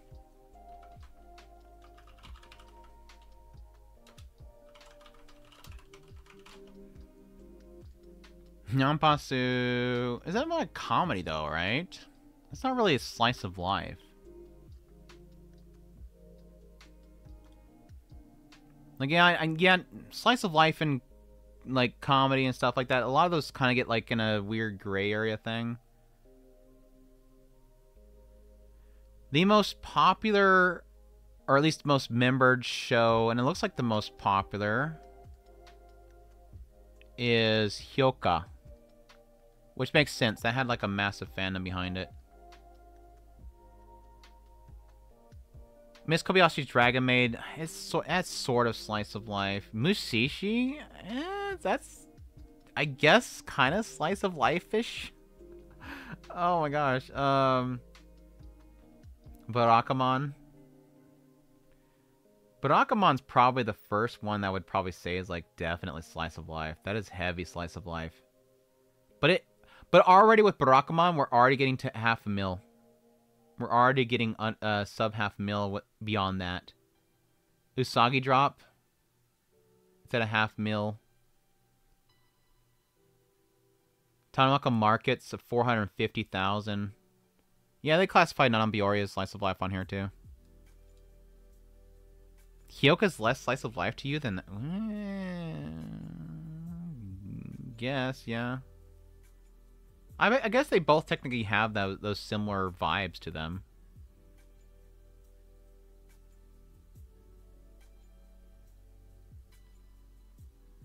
Yeah, so many of these are kind of carried by comedy or fantasy or something else. But like a pure slice of life. That could be Sailor Uniform at 200.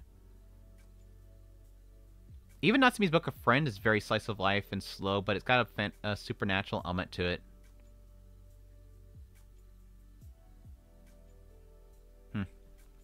Anyways. Tanaka-kun is always listless. Dude, that was a surprisingly fun show to watch, for sure. Anyways, Negapause, I do like it a lot. I'm going to probably put it in high B. High B? Right next to... Might as well put it above Bravern. Put it right above Bravern. Big Bravern. Mecha Ude. I'm forgetting to talk about what these shows are actually about to give people an idea. Negative Positive is a guy that is essentially diagnosed with a terminal cancer. Terminal because he has diagnosed with having a very short time left in his life because he has a tumor in his brain. And thus he pretty much is giving up on life. Ends up running into a group of people that fish all the time and just kind of gets wound up in them and just kind of discovers some sort of fun and purpose in his life. It's a really interesting one. And then Drama. Drama unfolds. Drama. Mecha Ude, yes, the robot arm anime. It's alright. It's like a slow C. It's okay. I like the redhead chick and her story with her sister, but the rest of it is just, eh. The whole backstory stuff was okay, but for the most part, it's just it's an okay little action show, a little okay action show with big blazing arms that all have different personalities and weird quirks about them. Cross Ange. Tell me that's not an original. Tell me Cross Ange that is not an original, because I do not want to rate this again. I hate rating Cross Ange. I hate scoring it. I hate talking about it, and it keeps coming up. It's a damn original by Sunrise. Sunrise, damn it, Sunrise. Ficklebar, thank you so much for the super. I appreciate the support. I enjoyed Vampire Show. Kill la Kill was S for me. Dropped Angel Beats. Maybe I didn't get it. Agree on Sunny Boy. Just goes to show it's all subjective. Thank you. That's all I asked for. All I asked for is a little understanding. But I think that's great. I think that's great whenever somebody's like, I agree with you here. I don't agree with you here. But here, you're a little high on it. For here, it just shows that kind of, again, flavor for every individual. But again, thank you so much for the $5. I appreciate that. You're amazing. I hope you're doing well.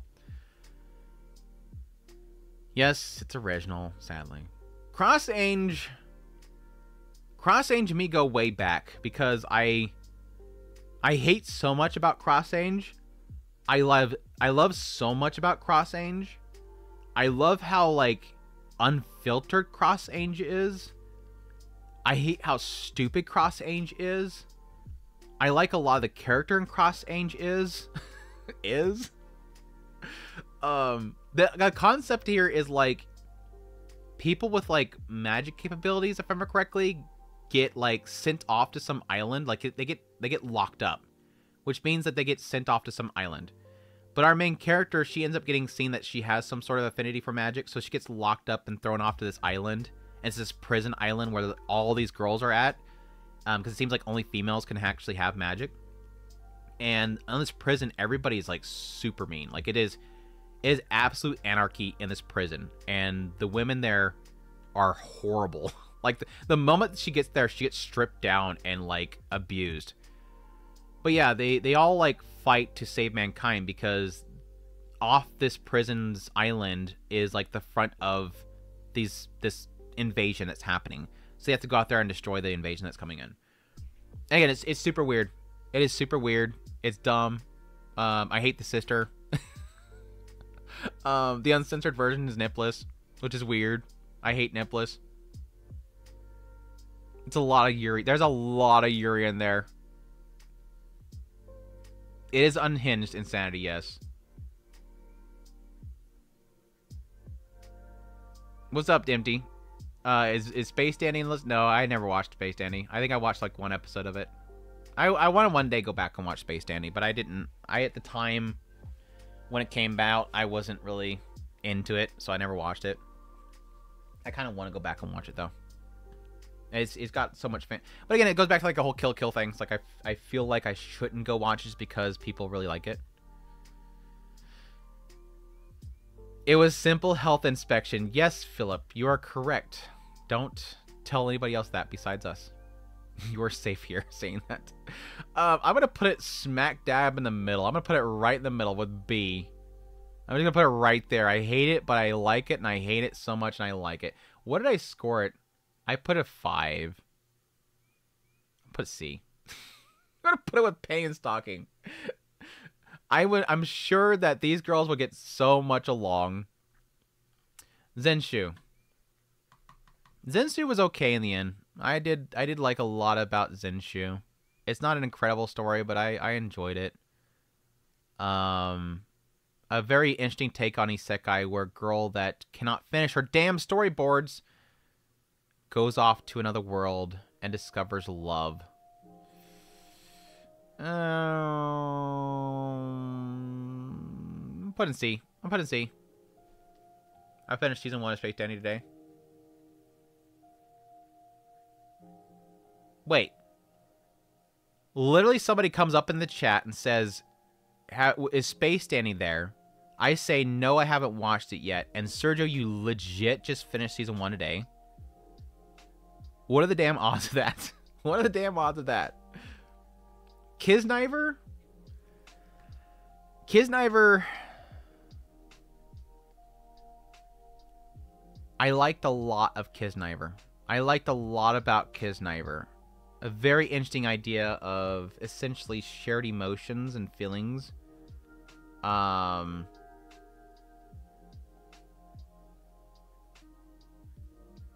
I don't really remember much of the ending part of it.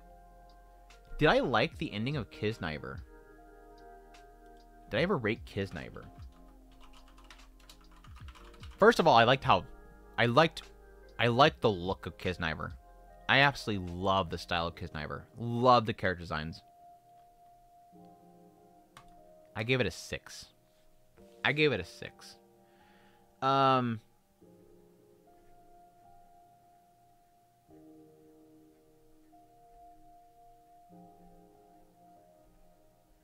not gonna try to overthink this one just because I forget so much of this show. It's technically been 9 years. It's technically been 9 years since I've watched this show. No, I don't remember how much I feel about a show about feeling other people's feelings. I forget the feeling of the feeling of feelings. Yeah, I seem to remember liking a lot of the characters. I seem to remember I seem to think I have a deep-rooted self within me that says that I hated Yuta just by looking at his face. But yeah, I'm not going to overthink this. I'm going to probably put in about the 6 area, about a B. C, B. B. I'll put B. B. It's probably being generous since it's a 6, but that's fine. Okay, Little Witch Academia. Little Witch Academia. The OG Little Witch Academia, the original movie, which I still own. I don't know where it's at, but it's somewhere up there. The OG Little Witch Academia, the original movie, 10 out of 10, perfect pacing, perfect story. It did what it did. It was amazing. It was just insanely animated to perfection. It's a perfect movie. The TV series, not so perfect. The TV series, not so perfect. The TV series is a prime example for me personally.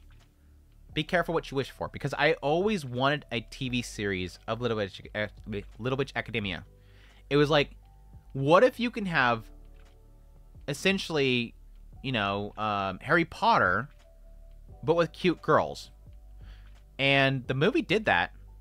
And I felt like the TV series could be an extension of that and continue it. Like, it basically have the Hogwarts thing, where she's going into the actual place and they're getting into so much other stuff there. And it just didn't work. Like, it didn't quite work. There was some episodes I really liked, but wasn't it 2 cores? It is literally a be careful what you wish for scenario. No doubt in my mind. Now, I'm fine with it. I'm fine with it existing because so many other people loved it. Like, I don't mind that I can't enjoy this. Yeah, it was a 2-core show. My gosh. It wasn't horrible. Yeah, I even gave it a 7. It's not a horrible show.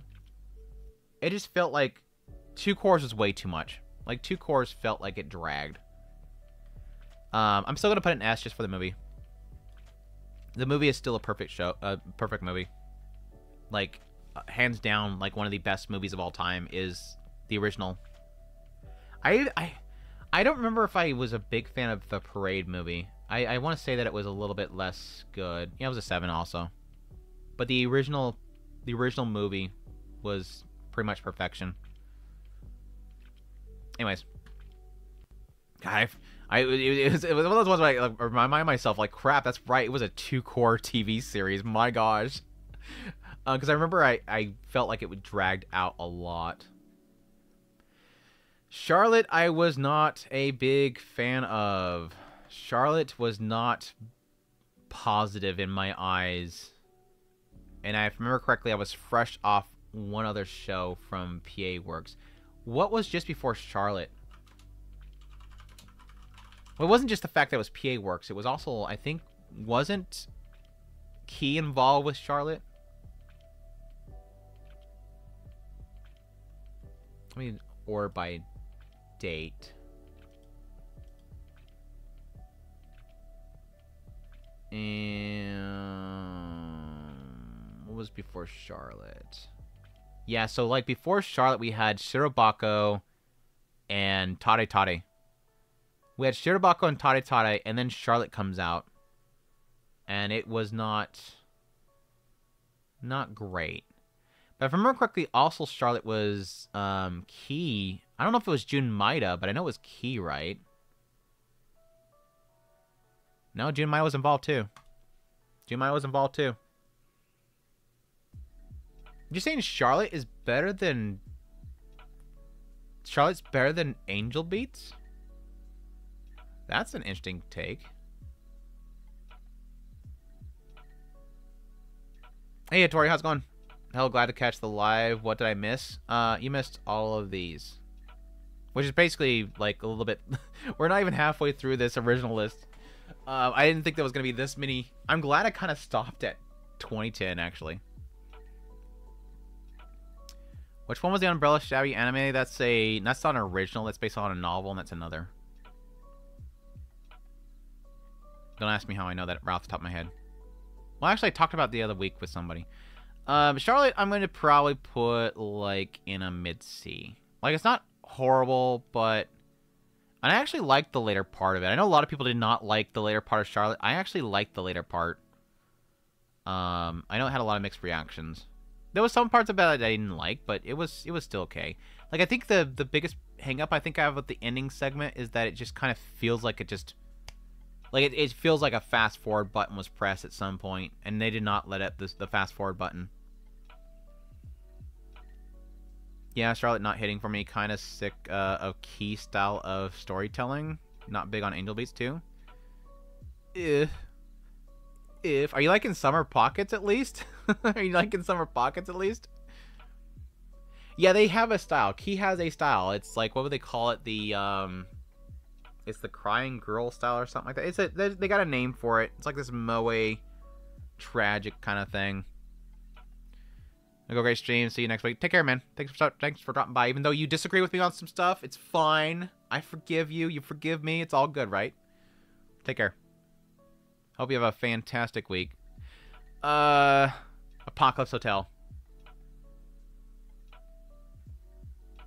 I absolutely adore Apocalypse Hotel. I know it's super fresh in the mind, so it gets a little bit of a bump there, but goddamn, more people need to watch Apocalypse Hotel. This is easily going to be fighting with...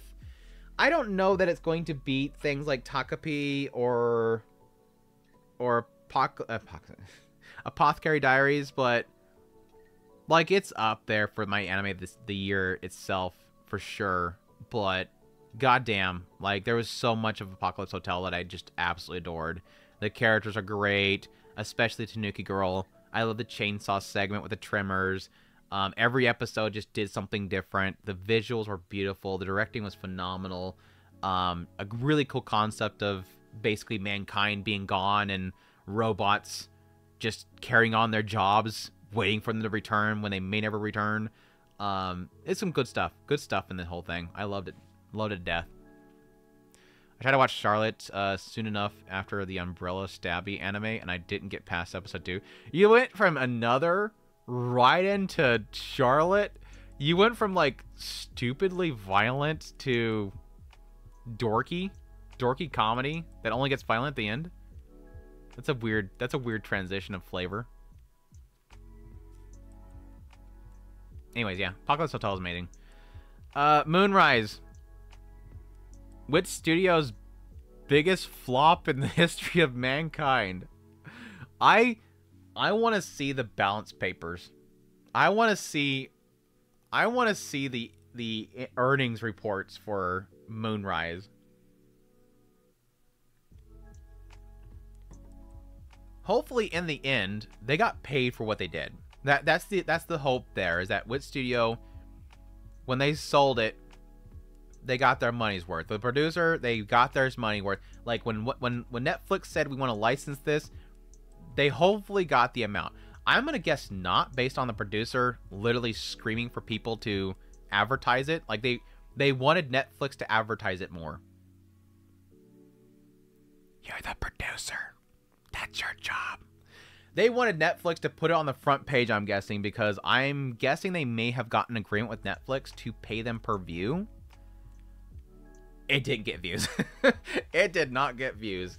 I think Moonrise... I'm not going to go as far as to say it would bankrupt Wit Studio, but damn, that producer's probably hurting. Yeah, I will. I'll definitely post it at some point whenever I finish it, which again will probably be next week. It'll probably be next week when I actually post it, because I don't think we're not finishing this week. Anyways, Moonrise, what is it about? Basically it opens up with like everybody's like relying on this AI system. Mankind is living on the moon. All the trash, because the AI is telling them to, all the trash of Earth is going to the moon. And so the people on the moon don't like the people on the Earth. At some point, they do like a colony drop kind of situation where they literally drop this entire elevator on Earth. And it causes like massive destruction. And our main character is like nearly blamed for it, but then he joins a task force to go find the terrorist group that did it. And it's a cool concept there. My review when I initially did it is I felt like the first half, which is 9 episodes, the first half it's a fun action show, but I didn't care for the characters and I didn't have an investment overall. It's a colony elevator drop. It's an elevator drop. Just straight up elevator drop. No no cake involved. Another reference to another. But the second half is where it kind of picks up for me. Like, I did like the second half because the characters I started liking the characters a bit. They got a lot more personal with them. But it doesn't really save it overall. It's visually a really good show. Like, it's probably a really good show to turn on with your friends and watch it. Like, even if your friends are not like big anime fans, I think they would enjoy it. But it's not a show I like overly sell people on. So I'd probably put it in like, I think low B is good. I think low B. I think it's better than Fairy Gone for damn sure. Definitely, it's better than Fairy Gone for sure. Anyways, what does that put us at? 1, 2, 3, 4, 5, 6, 7, 8. We're getting there. We're finally over halfway. We've gone past halfway, folks. We've gone past halfway, which is probably a good point to stop because we're getting late in time right now. Yeah, I'm gonna call it there. I'm gonna call it there. We'll just put the list on hold for until next week. But so far, for all the folks that are looking afterwards, so far in S tier, we have Hanasaki Roha, Shirobako, Yuki Yuzahiro, Angel Beats, Lixie Coil, Odd Taxi, Do It Yourself, It Invaded, Akudama Drive. I blanked on the name there for a second. Zombieland Saga, and Zombieland Saga Revenge, Zonki no Terra, or Terra in Resonance, specifically in Andrew's mind, Little Witch Academia the movie, and Apocalypse Hotel. Those are our peak anime of the originals so far. And I feel like we have a good I'm not going to point out which ones.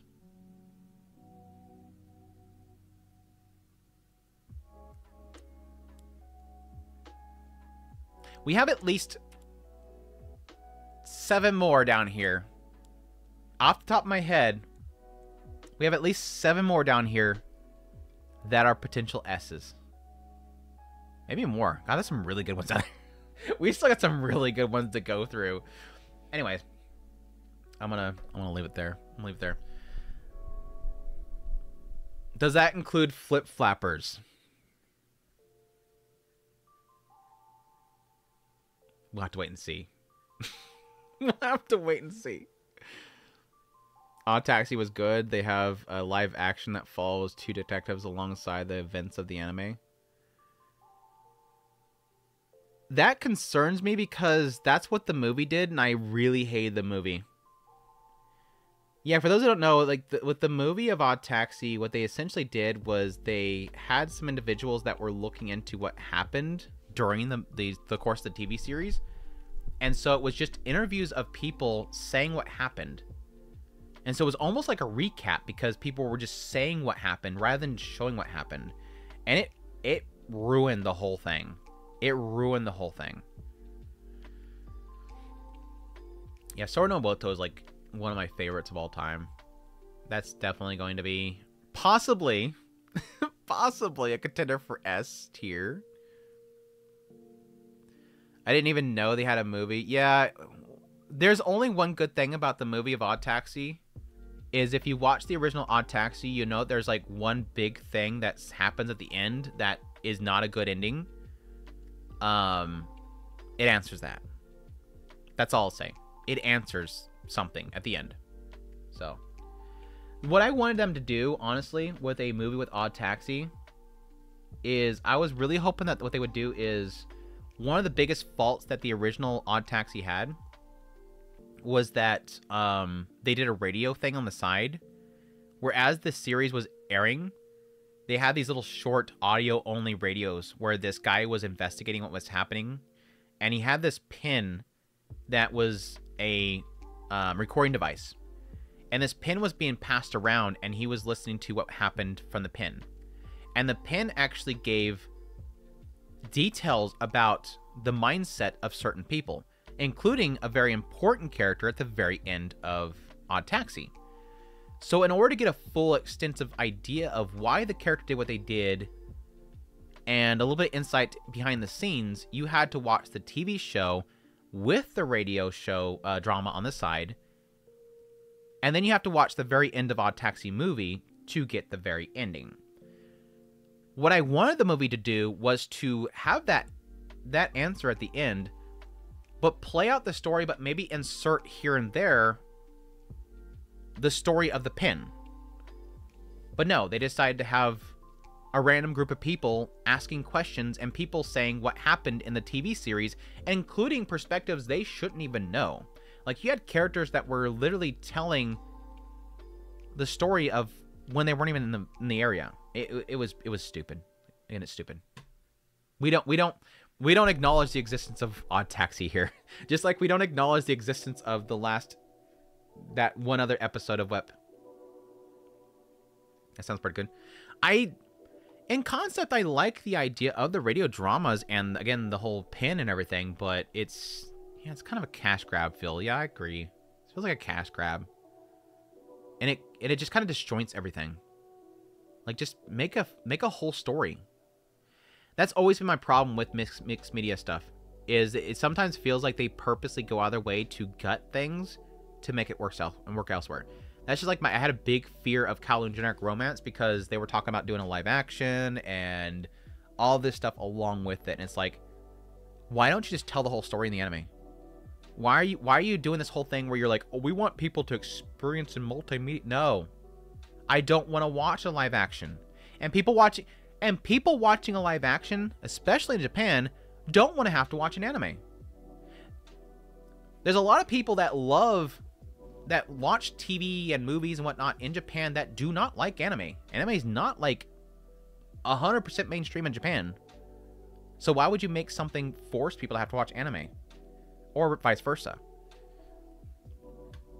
You need to sleep now, so I'm gonna go now. Alright, take care, man. I'm gonna drop off here in a minute. I just wanted to rant for a little bit. But anywho, I appreciate everybody for dropping in. Again, thanks to all the super chatters. I really appreciate the support. It means a great deal to me. Again, thanks for the members, the free memberships. I really appreciate it as well. But yeah, we'll come back next week. We will probably finish up these originals, unless something else comes up. I do know that here soon I need to start preparing for previews. So I will probably end up possibly doing a stream where we'll go over the fall season. I felt it would be cool to kind of just sit on here chat it up while we look at what's coming up with the next season. But we'll see. We'll see. But anyway, thank you guys so much for dropping by. Really appreciate your guys' support. Y'all take care. I'll see you next week. Peace.